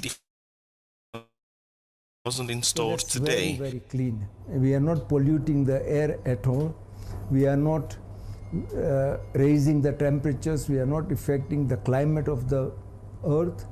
So that is why more and more emphasis is coming into energy, cleaner energy. And solar is certainly one of the cleaner energies. Solar energy's reliability and lower cost, despite initial high installation capital, has attracted steel manufacturers and edible oil factories, who form some of the biggest clientele for a company based in the capital, Nairobi. Currently, the prices of energy in Kenya are very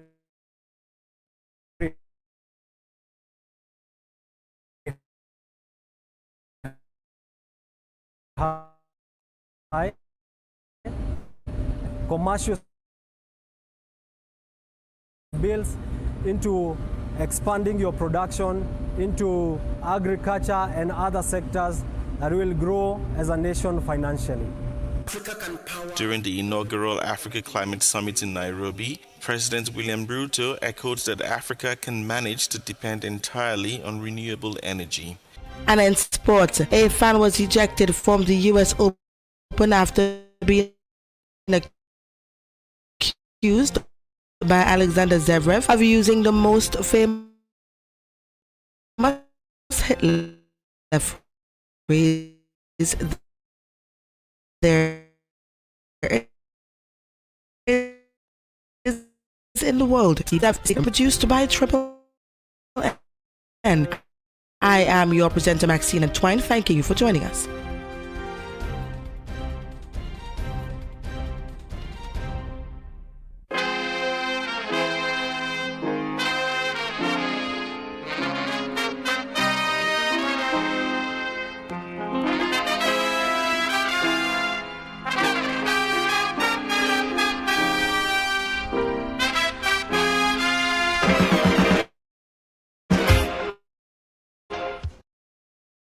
So Maxine, you were making the point that you know you love your uncle so much and you don't know what he's doing to you is wrong, because she didn't know that what they were doing to her at the time was wrong because nobody taught her. And you know, uncles and daddies and cousins and everybody have a thing. Oh, you don't have to tell anyone. It's our secret. I'll give you anything you want. You cannot say that you know and you will kill your uncle, because sometimes you're not privy to what it is that they're doing to you. What say you, Charles Alexander over there? Okay, I think communication is the biggest factor here. Mm-hmm. In Grenada, there's a thing about family privacy. Mm-hmm. What happens in the family stay in the family, Mm. and you know, a lot of things happen within family, extended families, and they just sweep it under the rug. That happened within us, and we'll fix it within us. And that could have been the case with her. You know, got rid by some. It could be a immediate family member just as well. Mm-hmm. You know, so to her, it was okay. It would have been okay, to just don't say anything because, sometimes that is what she know. Just keep it a secret. That is nobody's business. That is just my business. That is, like I have to go through that motion for myself. So probably that is her way of, just dealing with it on her own. Okay, I understand everything you just said there, but is that the right way? How are we going to break this cycle if this is what we're doing, covering it?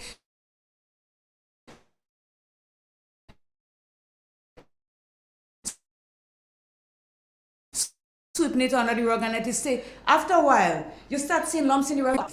And right now you're aware of what it is. Maybe things that you didn't grow up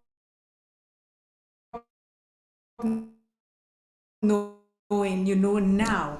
And you have a cousin he has when he has a child by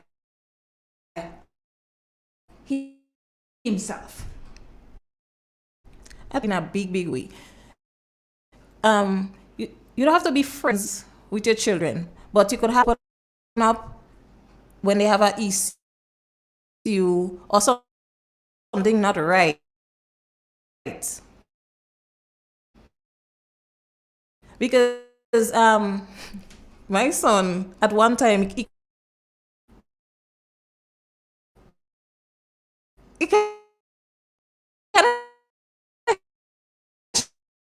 shocked me at the time, and it come so, put him still and say, for me without responsibilities. I say, in this day and age, girlfriend, them girls and them, they like nice thing as to provide for that young lady. He said no. I say, you're in a position right now where education is key, right? I say you focus on your education, and then everything could come after. So he was open, because of the relationship we have. He could have just come to me and, he would just come to me and ask me anything, So if, the relationship between parents and children plays a big part. Antoine. Well, yeah, as Alexander. If I can go to my mother and say, watch, mommy girl, such and such tell me this and such tell me that, then why makes sense with mother and daughter?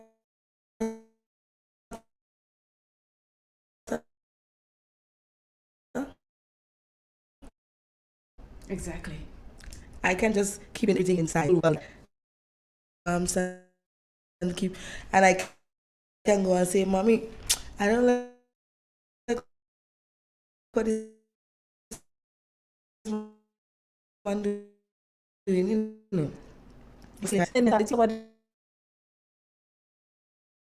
I grew up, They watch all they're looking at is the final product. How you look now. And they're not even saying, well, what? My blood run through that child vein or whatever. It's a female. Yep. That's how they're looking at it. I know of an older man that his daughter, he watched her grow up as you say, and he's saying to the mother, boy, you don't see how she looking nice? Finally, sometimes we have cotton in our brain. We don't even figure out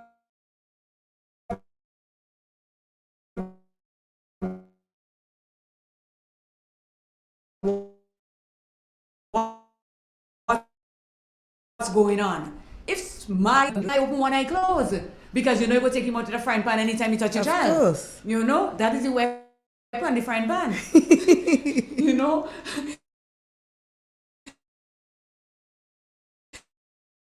So, we have to children. Let them is too late. Comments here saying that and plays part in this. That fact that she was a child, be a mother, much ever to get the opportunity to be a child. At the age of 14, she was still a child and she became a mother. That played a big part. That's why sometimes Parents that get raped and they have their children. A lot of those children see a lot of trouble in the world. Because every time you see that child is like, It's a reminder. Most reasonable thing to do, seeing that she reached out to me. But the family that she reached out to did not protect that child either. She let her partner at a one-time thing. The morning before she go to school, that they didn't say anything, even though they saw what was going on, they could say, because he was a rebel. He had machine guns. If we look at the scenario again, she reporting it to her or whosoever, right? She was aware that it was wrong. She wasn't feeling right. She wasn't feeling okay. No. Goddess Bella, good morning. Yes, we know that all men and not all women are there because they hurt themselves, but you see,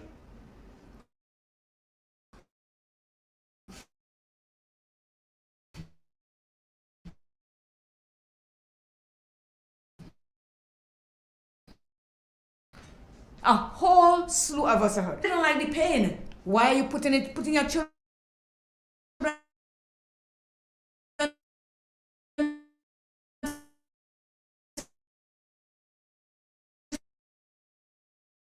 through it? If I have been raped and I have my daughter, but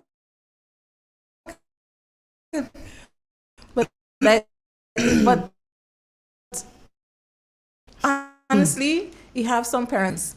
There are some parents out there that let the children go through certain experiences just because they went through. We're not saying no. Sometimes we have to let them get a little burn to see what it is. But let me tell you something. If Maxine's house has a stove, then you get burned in it.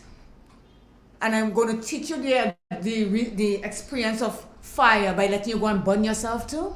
You can learn from what you see, the devastation of what happened to Maxine's niece.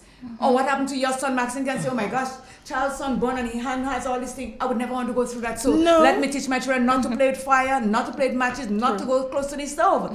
Experience does not mean that you have to go through it to know what is right from wrong. It doesn't. Speaking. I telling my daughter, well, this is the case, and I don't want you to have to go through that, so this is what I need you to do. Yes. Communication. Stay away from these people. Do this, do that. That is what I need you to do in order to learn. I don't need you to go through the I just cut me hand on a big piece of But that is where the organizations should play a more relevant part in young children's life, because they have HFLE and so forth in schools, right? And they have integrated science, and it's only when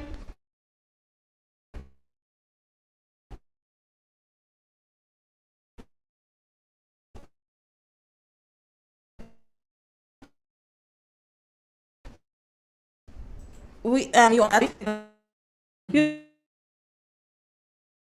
know, it's only like when something happened.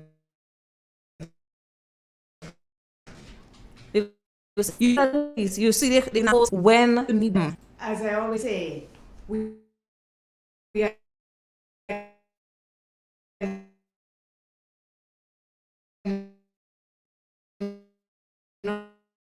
not.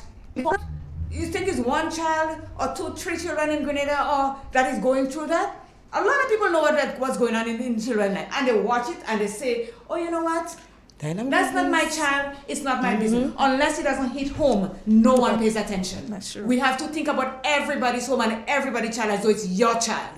Because let me say this: when something happens to a child, it never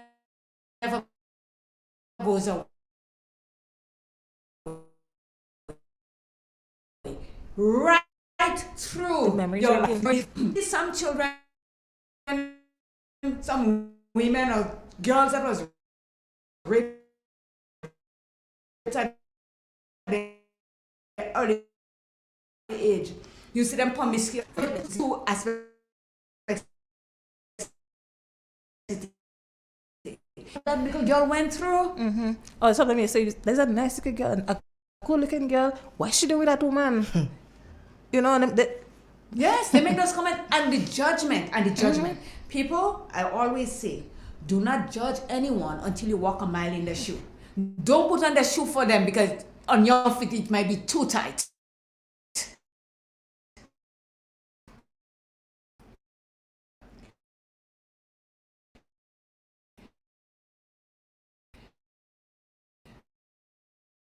Do not judge people when you do not know their standard. We all get ideas, and that's why last week I said young parents should form groups. If you have one elderly person, one experienced person in that group to sort of guide you as to what it is, but form groups that you can talk to because our children are at risk every day. Now it's even worse because school is open.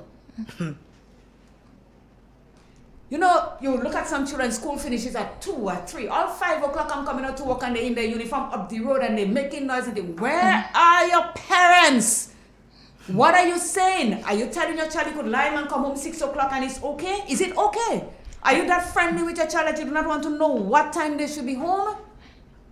And then social media have the biggest influence that they see, what they see, they want to try.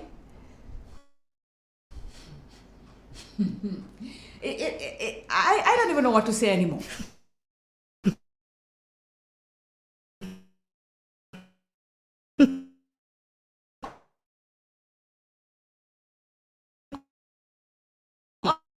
Honestly, let me play a clip and see what she has to say here. No one knew, no one noticed, no one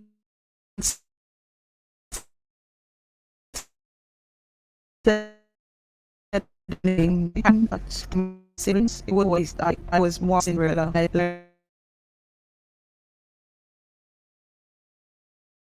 from work. My brother at the time wasn't well, and so he needed to go to the doctors, and I had to take him at 9 years old. I remember walking along the street.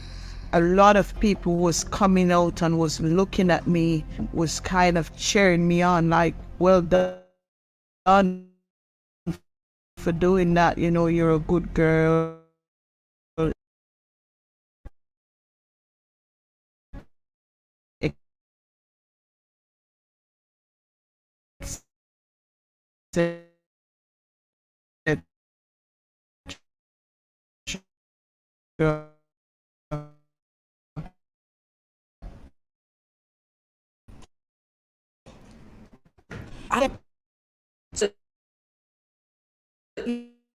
He was okay back. The mother leaving she child on little all of them steps. The big one is like what 10, and she leaving the 10-year-old in the house to take care of 4 other little ones and go every day. That is so wrong and against the law. Because where I come from for the past years, at the age of 13, is the only time a child can stay at home by themselves and not look after another one. They let them babysit at the age of 13, 14, with a certain amount of hours you can do that. Simple. How are you going to come and tell me in this day and age where social media is rampant, everybody is in the phone in the tip of the finger, do not know that it's wrong to let a child at the age of 10 stay so. You are opening up your children for anything. Don't think that neighbors do not pay attention to what you're doing when you're in the area. You will see them and they'll say, oh, this person will come by your house today and they'll go, you're not paying attention? And I realized it affecting the 10-year-old because when the last time I saw it, the mother apparently called him. He was by the neighbor, and he didn't want to leave. He said he don't go in. He said every time she doing that, she just leaving him there to take care of the rest and go hours on end, even in the night time. I can't see how I could leave my 10-year-old to look after a 2-year-old, a 3-year-old, a 4. That don't make any sense. Let me hit you with another clip. Incident, something to do with money. Someone broke her house and took her money. Some armed robbers. After the incident, my mom blamed me and said it was me, those guys who came to two robber, those were my men. I'm with them, I'm sleeping with them. I used to argue with my stepdad that he's not my father. And I remember there was a particular day I was washing some clothing. He must have said something, and when he said it, I said, "You're not my dad." And he got a machete and he started to beat me with it, and that was it. There was no care for me, and I noticed he never hit his child, never hit him, not once. I never saw him. He had permission to beat me. It didn't cut me, but he would hold it in a way where somebody would use the palm of their hand. So rather doing chopping motion, he would use it as like a belt to slap me with it. Nothing came of it. My mother never said anything. There was an Easter holiday coming up, and I remember my mom saying that she's gonna send me to my aunt's for the Easter holiday. And till today, that holiday hasn't ended. My mother literally tricked me into sending me away. A particular night, I must have fell asleep. I was laying on my back, and she said, "The way how you're lying on your back sleeping, there is a whole heap of wood waiting for you." So let me break that down in English term. The way I'm laying on my back, there is a whole heap of waiting for me. I didn't get it. It didn't make sense to me. But when she took me to my aunt had a partner at the time, and I remember my mom standing in front of my aunt. That man, he was somewhat a stranger to me. I wasn't close to him, so he was still a stranger. And I remember her words was that she take white fowl blood, you know, the chickens that they raise to grow so they can sell them. She said she'd take that and wash her hands of me in front of my aunt and this gentleman. I then noticed later he would somewhat be nice to me, so he would give me things. When the ice cream man's coming, you know, he would give me some money to go and get it. Stuff that young girls would want. Over about 2 years, he would do these things. Anytime I'm in the shower, he would come and he would stand there. He started to say stuff like, "Oh, you are not a virgin. Look how much boys around you." Well, I didn't know that kind of statement was someone lighting you up, preparing you for what's coming next. As soon as I touched 14, he just backed me down one day in my auntie's room on the ground, and he took my innocence away from me. It would happen every day and every night, so he wouldn't leave me alone. But I would try and say something to my auntie like, "What is it I'm dealing with?" And I know she used to run me away like, "Leave me alone." It then set the stage for what happened next. I'm definitely alone. I realized that no one's gonna save me. I was in that same age bracket, 14, when it happened, and he would have with me before I go to school, and he would do it when in the night. So there would be ways how he would sneak in the room. My cousins would be in the same room with me, but no one saw, and I couldn't speak because also he was somewhat some kind of rebel. You know, he had a machine gun or he had guns. So even if I had tried to speak up, it means I'm potentially at risk. So I wouldn't have said anything.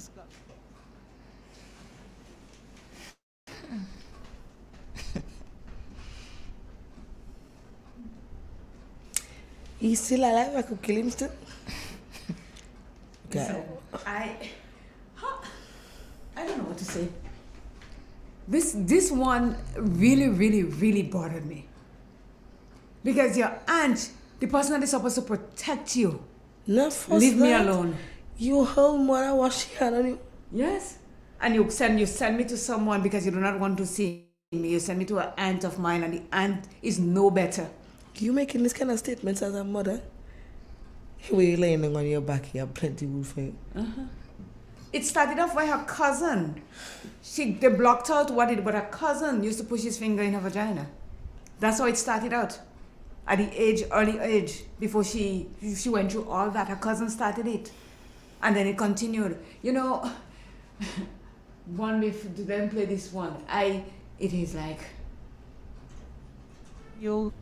And I would say what my mother, I call it a curse. What she did place on me that day eventually came to pass. I didn't understand at first, but as things gone by and over the years, I look and see how it happened, I can see. And there's a key thing that I observe and I still know till this day. The same age where my mom told me that she got raped is exactly the same age I too got raped. And to me, that spoke volume. Like, I've got a daughter and I would have never allowed her to fall in that trap. Like, I would have done anything to make sure. And from a very early age, I started to educate my daughter, you know, like, don't you sit on someone, no one allowed to touch you, stuff like that, you know, just to not to let that happen, because it is scary. It makes you feel like literally, because you can't feel anything. So I would lay with somebody for money to buy whatever, maybe it's food or for travels or clothes, whatever.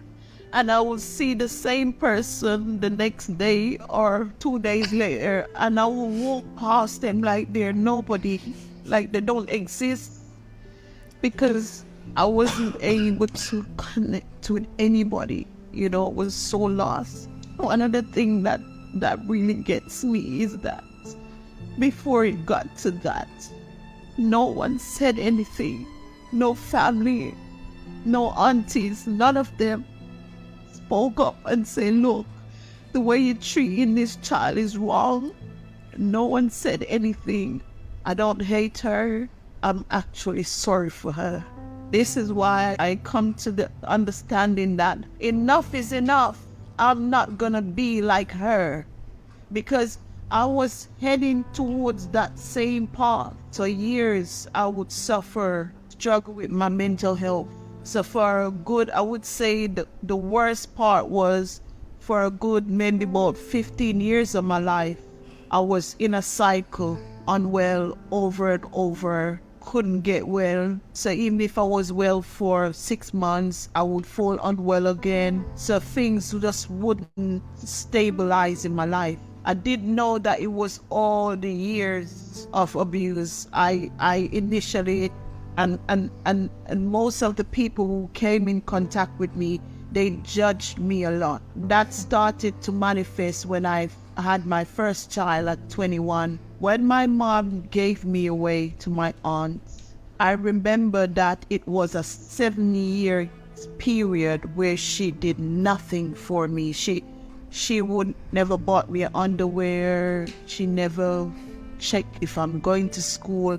There was nothing. It was like I never existed. So after that 7-year period and all that I've been through, sleeping around for money, all this kind of stuff, I heard she was coming to the UK, and I left from the city where I was living in to go and see her in another city where she was living in, just so I could give her the last 20 pounds I had. I was still that child, still trying to get some acceptance, you know. I remember it was the last 20 pounds.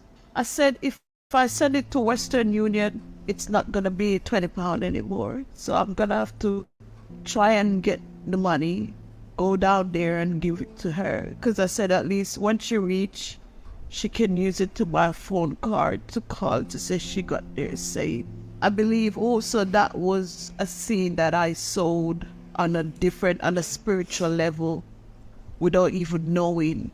because after that 7-year period of that turmoil life, I did accomplish quite. So, I'm sorry, but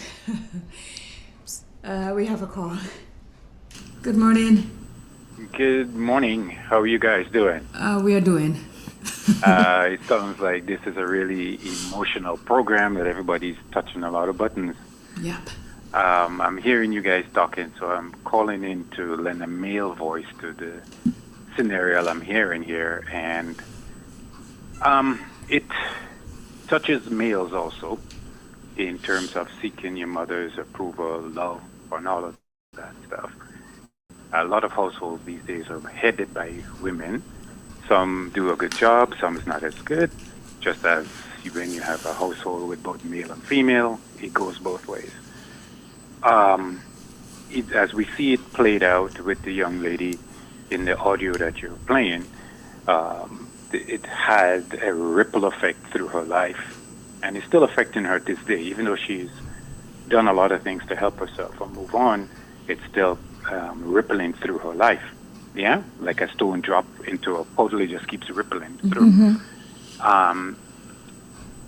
I'm listening to it, and it's touching me in so many ways, because I grew up in a house of women, but by that I meant I grew up with my aunts, I grew up with my great-grandmother, and there was only 2 males in the house, myself and my grand-uncle, yeah, as a young teenage boy. So I grew up with a lot of women, so I've seen a lot of what the lady is describing there played out in front of me.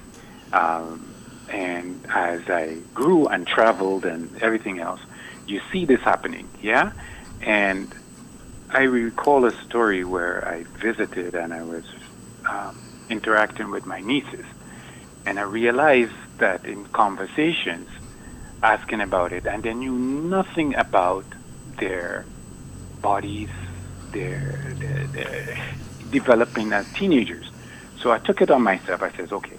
I went to the bookstore and I bought this book that, how to talk to your teenagers about them maturing and body. And I sent it to them. It took a month to get to them. But those are the times when you use the actual post office. Mm-hmm. So it took a month to get to them. When it got to them, the mother refused to give them the book. So I called and asked, why are you refusing to give them the book? My mother never talked to me about that. I said, okay, your mother never talked to you about it. But how did you find out about it? Oh, so and so. I said, was it the correct information? Well, I said, okay. So they need to be able to get some information that is accurate and correct so that they can deal with the situation that they find themselves in. I said, this is going to be a problem for you if you don't give them the information that is correct, because when they go and get it from somebody else, they're not going to get the facts, they're not going to get it right. Maybe it's a big if. Says, wouldn't you not know? So I said to her, I suggest that you read the book first, then give it to them. Then you can have a discussion with them. That doesn't even come close to what you're describing there, because what you're describing there is a whole psychological course in itself. What I would say is that just as you say, that we need to say so much something that is not right. And if we don't,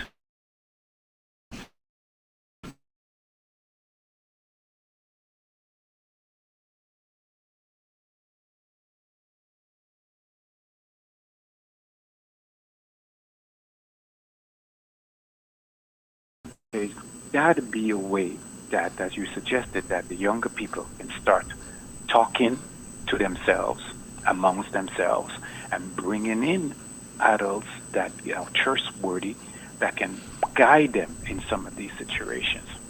Now, I was listening to, I'm not sure if you would, or any of you listeners to a young lady, I'm older than that. Name here one. His rapper, he's a 90. He's a young water. I think she said she was like 12 or 13. And she asked, how can younger person, that person now vibrates on a different level and understanding of the younger people. So when he goes back to his older, he that much further ahead of them, so he can now educate them about people are talking about how they're feeling about what's going on. And saying the reverse happens.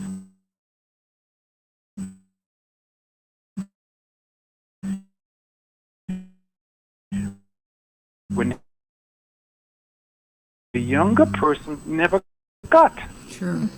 So the two generations are intertwined, whether we like it or not. And we have to share that information back and forth amongst ourselves.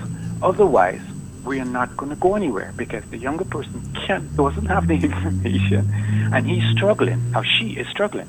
And the older person is the same way because they're trying to understand the younger generation and they're not getting it. For the life of them, they're not getting it. So, all in all, Claire, I strongly support it. We need to start talking. We need to start engaging. Keeping all these things bottled up inside of us is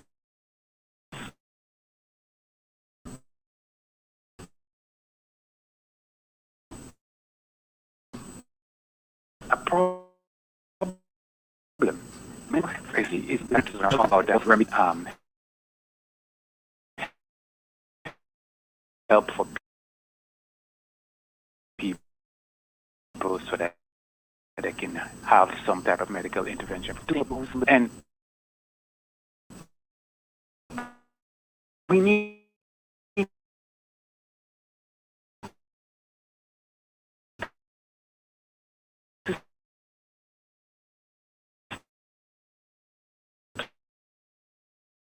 start doing this. We need to start paying attention to this a lot. Let us now take the time now that is in the forefront of our minds, speak about it, and try to put action in place. I'm happy to hear the young ladies talking about their daughters and, trying to get them engaged and letting them know the facts up front. Yeah? Mm-hmm. And I think the discussion needs to start as young as possible in an appropriate context and content. Yes, it needs to happen there. And as we go forward, and it's not just the girls, it's happening to the boys too, mm-hmm. people. Mm-hmm. It is happening to the male too. And it's not in a proportion as large as the young women are, but it's happening. And it needs to be addressed, and it needs to be tackled, and it needs to be looked at. Yeah? And there's help out there. Anybody who's going through these things, there's help out there. There's a foundation in Grenada I don't hear anybody talking about called the Sweetwater Foundation that helps people that goes through these families and stuff that's going through these things. Not how is the family needs to be counseled and looked after and talked up to in this manner. Yeah? So, and it's sometimes, as it is the social media, it's children doing it to children. Yeah? So if that a child is sexually assaulting another child, think about it for a minute. The trauma that's going on both ways, the parents of those children that's involved, and it's a whole big mess. So we need to start talking. We need to have open and honest, uncomfortable conversations in families and in communities so that we can have these things addressed. If we continue sweeping it under the carpet and pretending that nothing is happening, it's not going to go anywhere. It's just going to fester and it's going to get worse, just like an ulcerated sore, and sooner or later we have to cut off the leg. Yeah. As you said, as you mentioned, Sweetwater Foundation. I spoke about a number that we need to get to speak to people that we can call. Right where I live in Plains, they put up a billboard. It says, "Let's talk." Call it 800-4444, confidential, free, online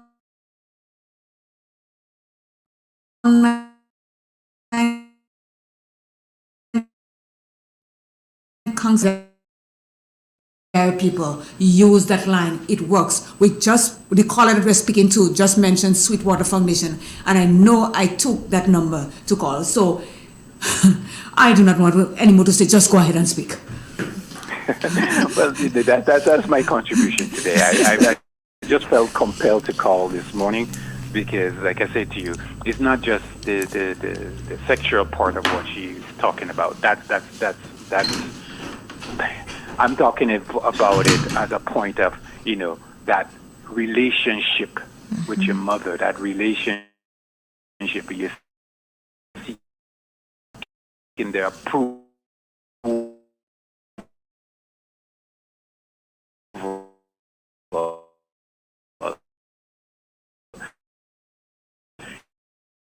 You're seeking, like We need to tell we need to tell the children the truth. Exactly. And like I said to you, some of it is like, oh, the man this, the man that, he never take care of you, and blah blah blah blah blah, and he's like, what's going on? Yeah. And sometimes it's true, sometimes it's not. So it's a whole better answer. But like I said to you, I would stop here. And Claire, thank you for what you do in this program. I try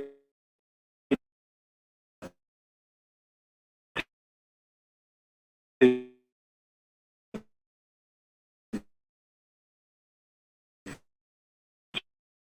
join in and visit my country. Thank you so much. Now, let's take a quick break and we shall be right back. Grenbeck Community Partnership Initiative. The classrooms that were refurbished as a result of this project really were not conducive to installing ICT into the classroom. Many of the windows were not functional. The security to the actual rooms themselves were insufficient. At the Maribor campus, the roof was also termite infested.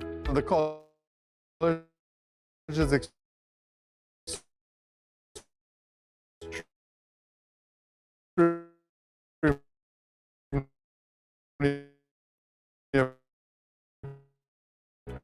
appreciative.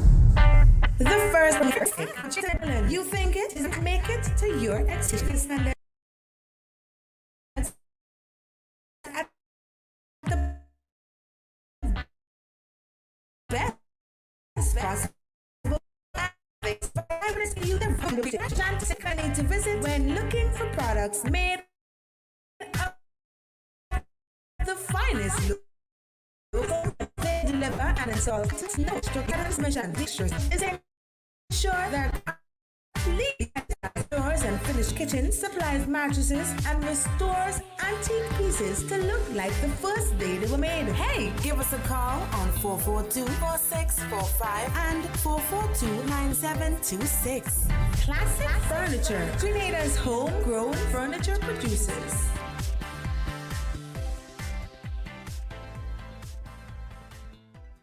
The Grenada Tourism Authority, GTA, invites all tourism operators to apply for the renewal of license to operate in the industry under the GTA Act number 42 of 2013 and the Tourism and Beach Vending Act number 18 of 2001. Renewal of license will commence on August 21st, 2023 and continue through to September 22nd, 2023. These tourism operators include taxi drivers, tour operators, tourism attraction operators, water sport operators, car rental operators, tourist guides. Accommodations includes hotel, villas, guest houses, apartments and cottages. Tourist vendors at Grandin's Craft and Spice Market, Monroe's Beach, Melville Street, Fort Frederick, Annandale Waterfall, Grand Tang National Park, Concord Waterfall, and Bathway. Stakeholders can apply for renewal of the license Mondays to Fridays between the hours of 8 a.m. and 3:30 p.m. at the Grenada Tourism Authority's Quality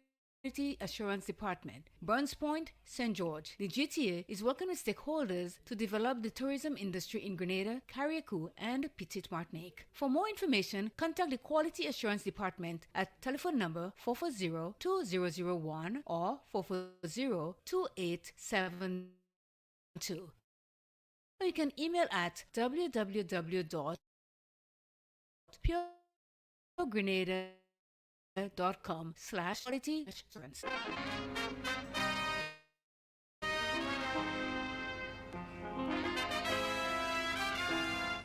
It is now 9:47. It's 13 minutes until the hour of 10 o'clock. We are going to end at 10. And you still need to call. I know there are a lot of you out there that are listening and still in shock mode that I played it this morning and that this happened. But let me tell you, people, it happens. It continues to happen. And there are those of us as parents that know things happen to our children and we're keeping it a secret still. We are still hiding it. We are not doing them any favors whatsoever. You are not doing yourself a favor. Because let me tell you something. Whatever you're hiding, when you go to bed at night, your sleep, your slumber can never be peaceful. Because you're going around in your mind over and over. Should I say something? I should have said something. I should have protected my children. Stop the hiding. As it says, whatever happens in the dark is going to come to light. And sometimes when it comes to light, you would not be able to stop it and you would not even know what to do when it comes to you, face to face with you. Speak. And some of them had experience for themselves, like they've been through stuff, and they still, they keeping it to themselves. They're not sharing with their children to say, well, I've been through that, So I could speak to you because I had the experience. Some of them still hiding. They're playing possum. They hiding. Keep hiding. Because, as I said, you don't talk about it. It's eating you alive inside. And nobody could tell me, no, it's not. It's you because you know it was a right grave.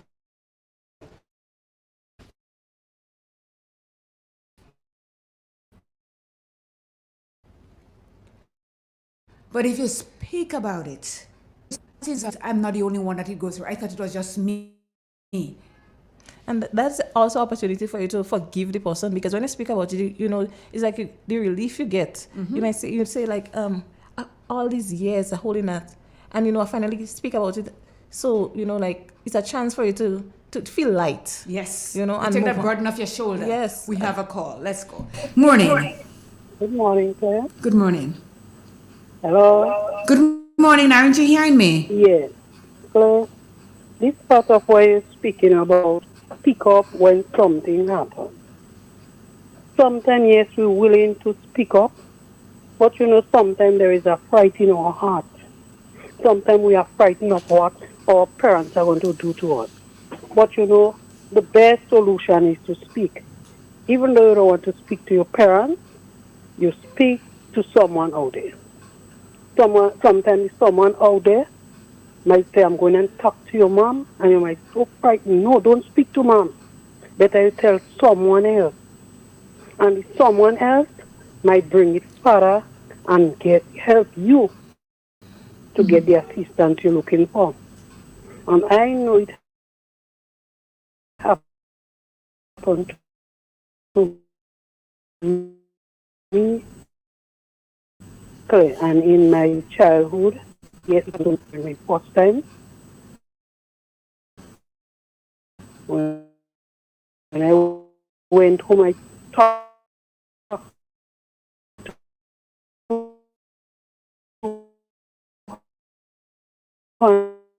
and I tell her, she tell me what I did, and she sent her.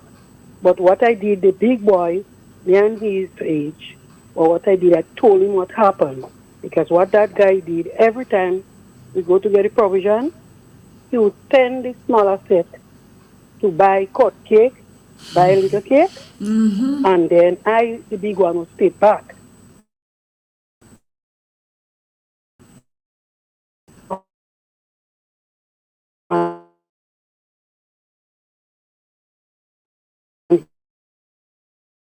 He would do what he had to do to me.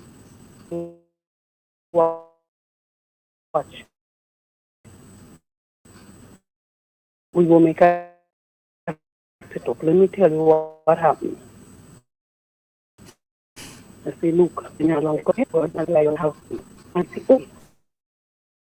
I say, what I want you to do. Anytime you hear me about, oh God, you go on that. And the second, he didn't want to tell me. Say, hands by me because I free my way. When you know, same thing man doing what I tell you. And he said, okay, I will tell my auntie for myself. And you know, the auntie decided to be both of us now and saying, you still lie. And clear between me and you. Anyway, I see that man, I'll know. I call him Ripper. And you said, stop that girl. I said, no, I wouldn't stop because that's what you did to me. But still, only Claire grow my children and always saying to them, I don't want what I go through, I'll go through it.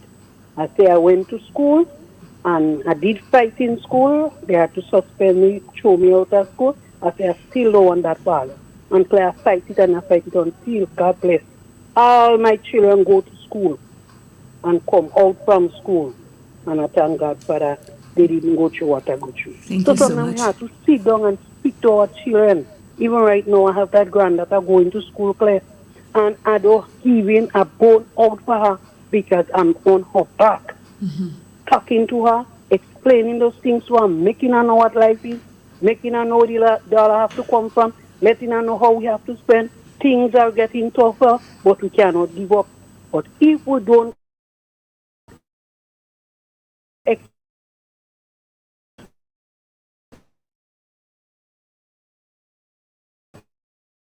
explain to our children, can we expect anything to come to them because it boy me?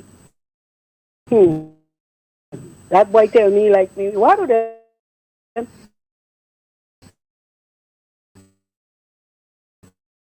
And the boy head big and the boy had to study. Thank you. Mommy,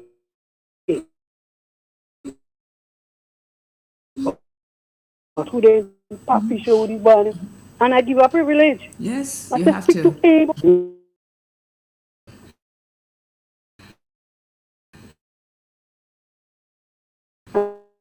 And tell you what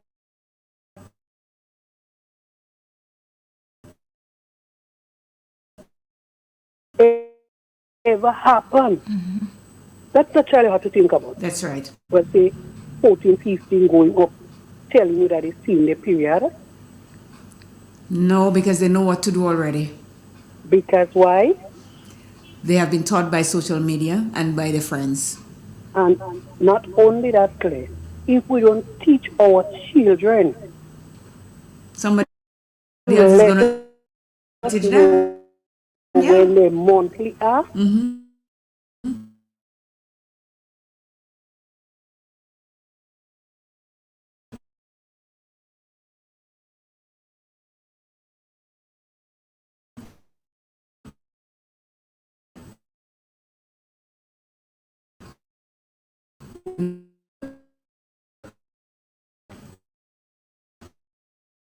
And if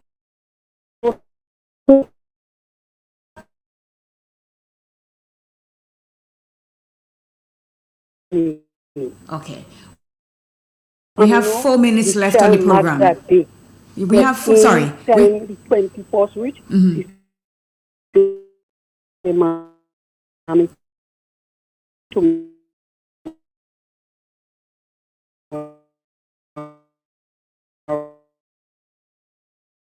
is my period.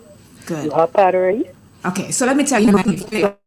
Free. So that kind of helped me to swing a bit deeper, not only just mental health on surface, but I started to understand the different symptoms, the different diagnoses, and as I worked in that environment, I'm then observing others. There were similarities between us, even though the stories weren't the same. And I start learning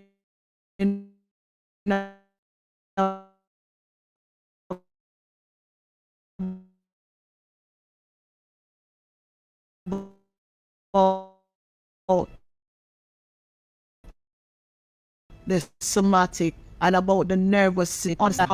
So there was one thing I gathered in all of what I learned was self-compassion. So even if it's the worst situation, I'm learning to say, hey Viv, you're gonna be okay, girl. You've got this. You know, I love you. I learned to start saying I love myself. I learned to be kind to myself.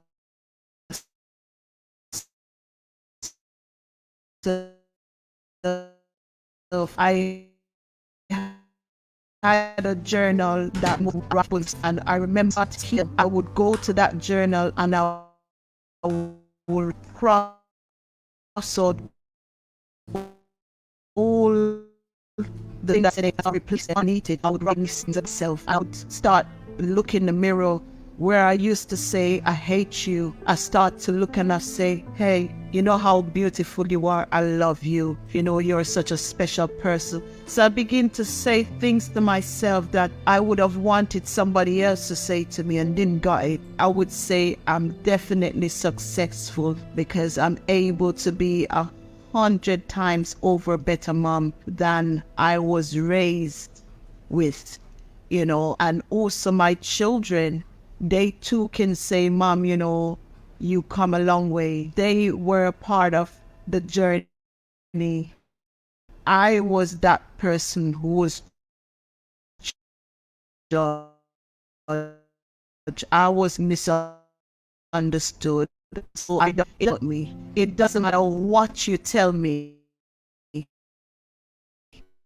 You can never get me to, if I can't. Triple N. Informative, entertaining, and first. Every hour on the hour.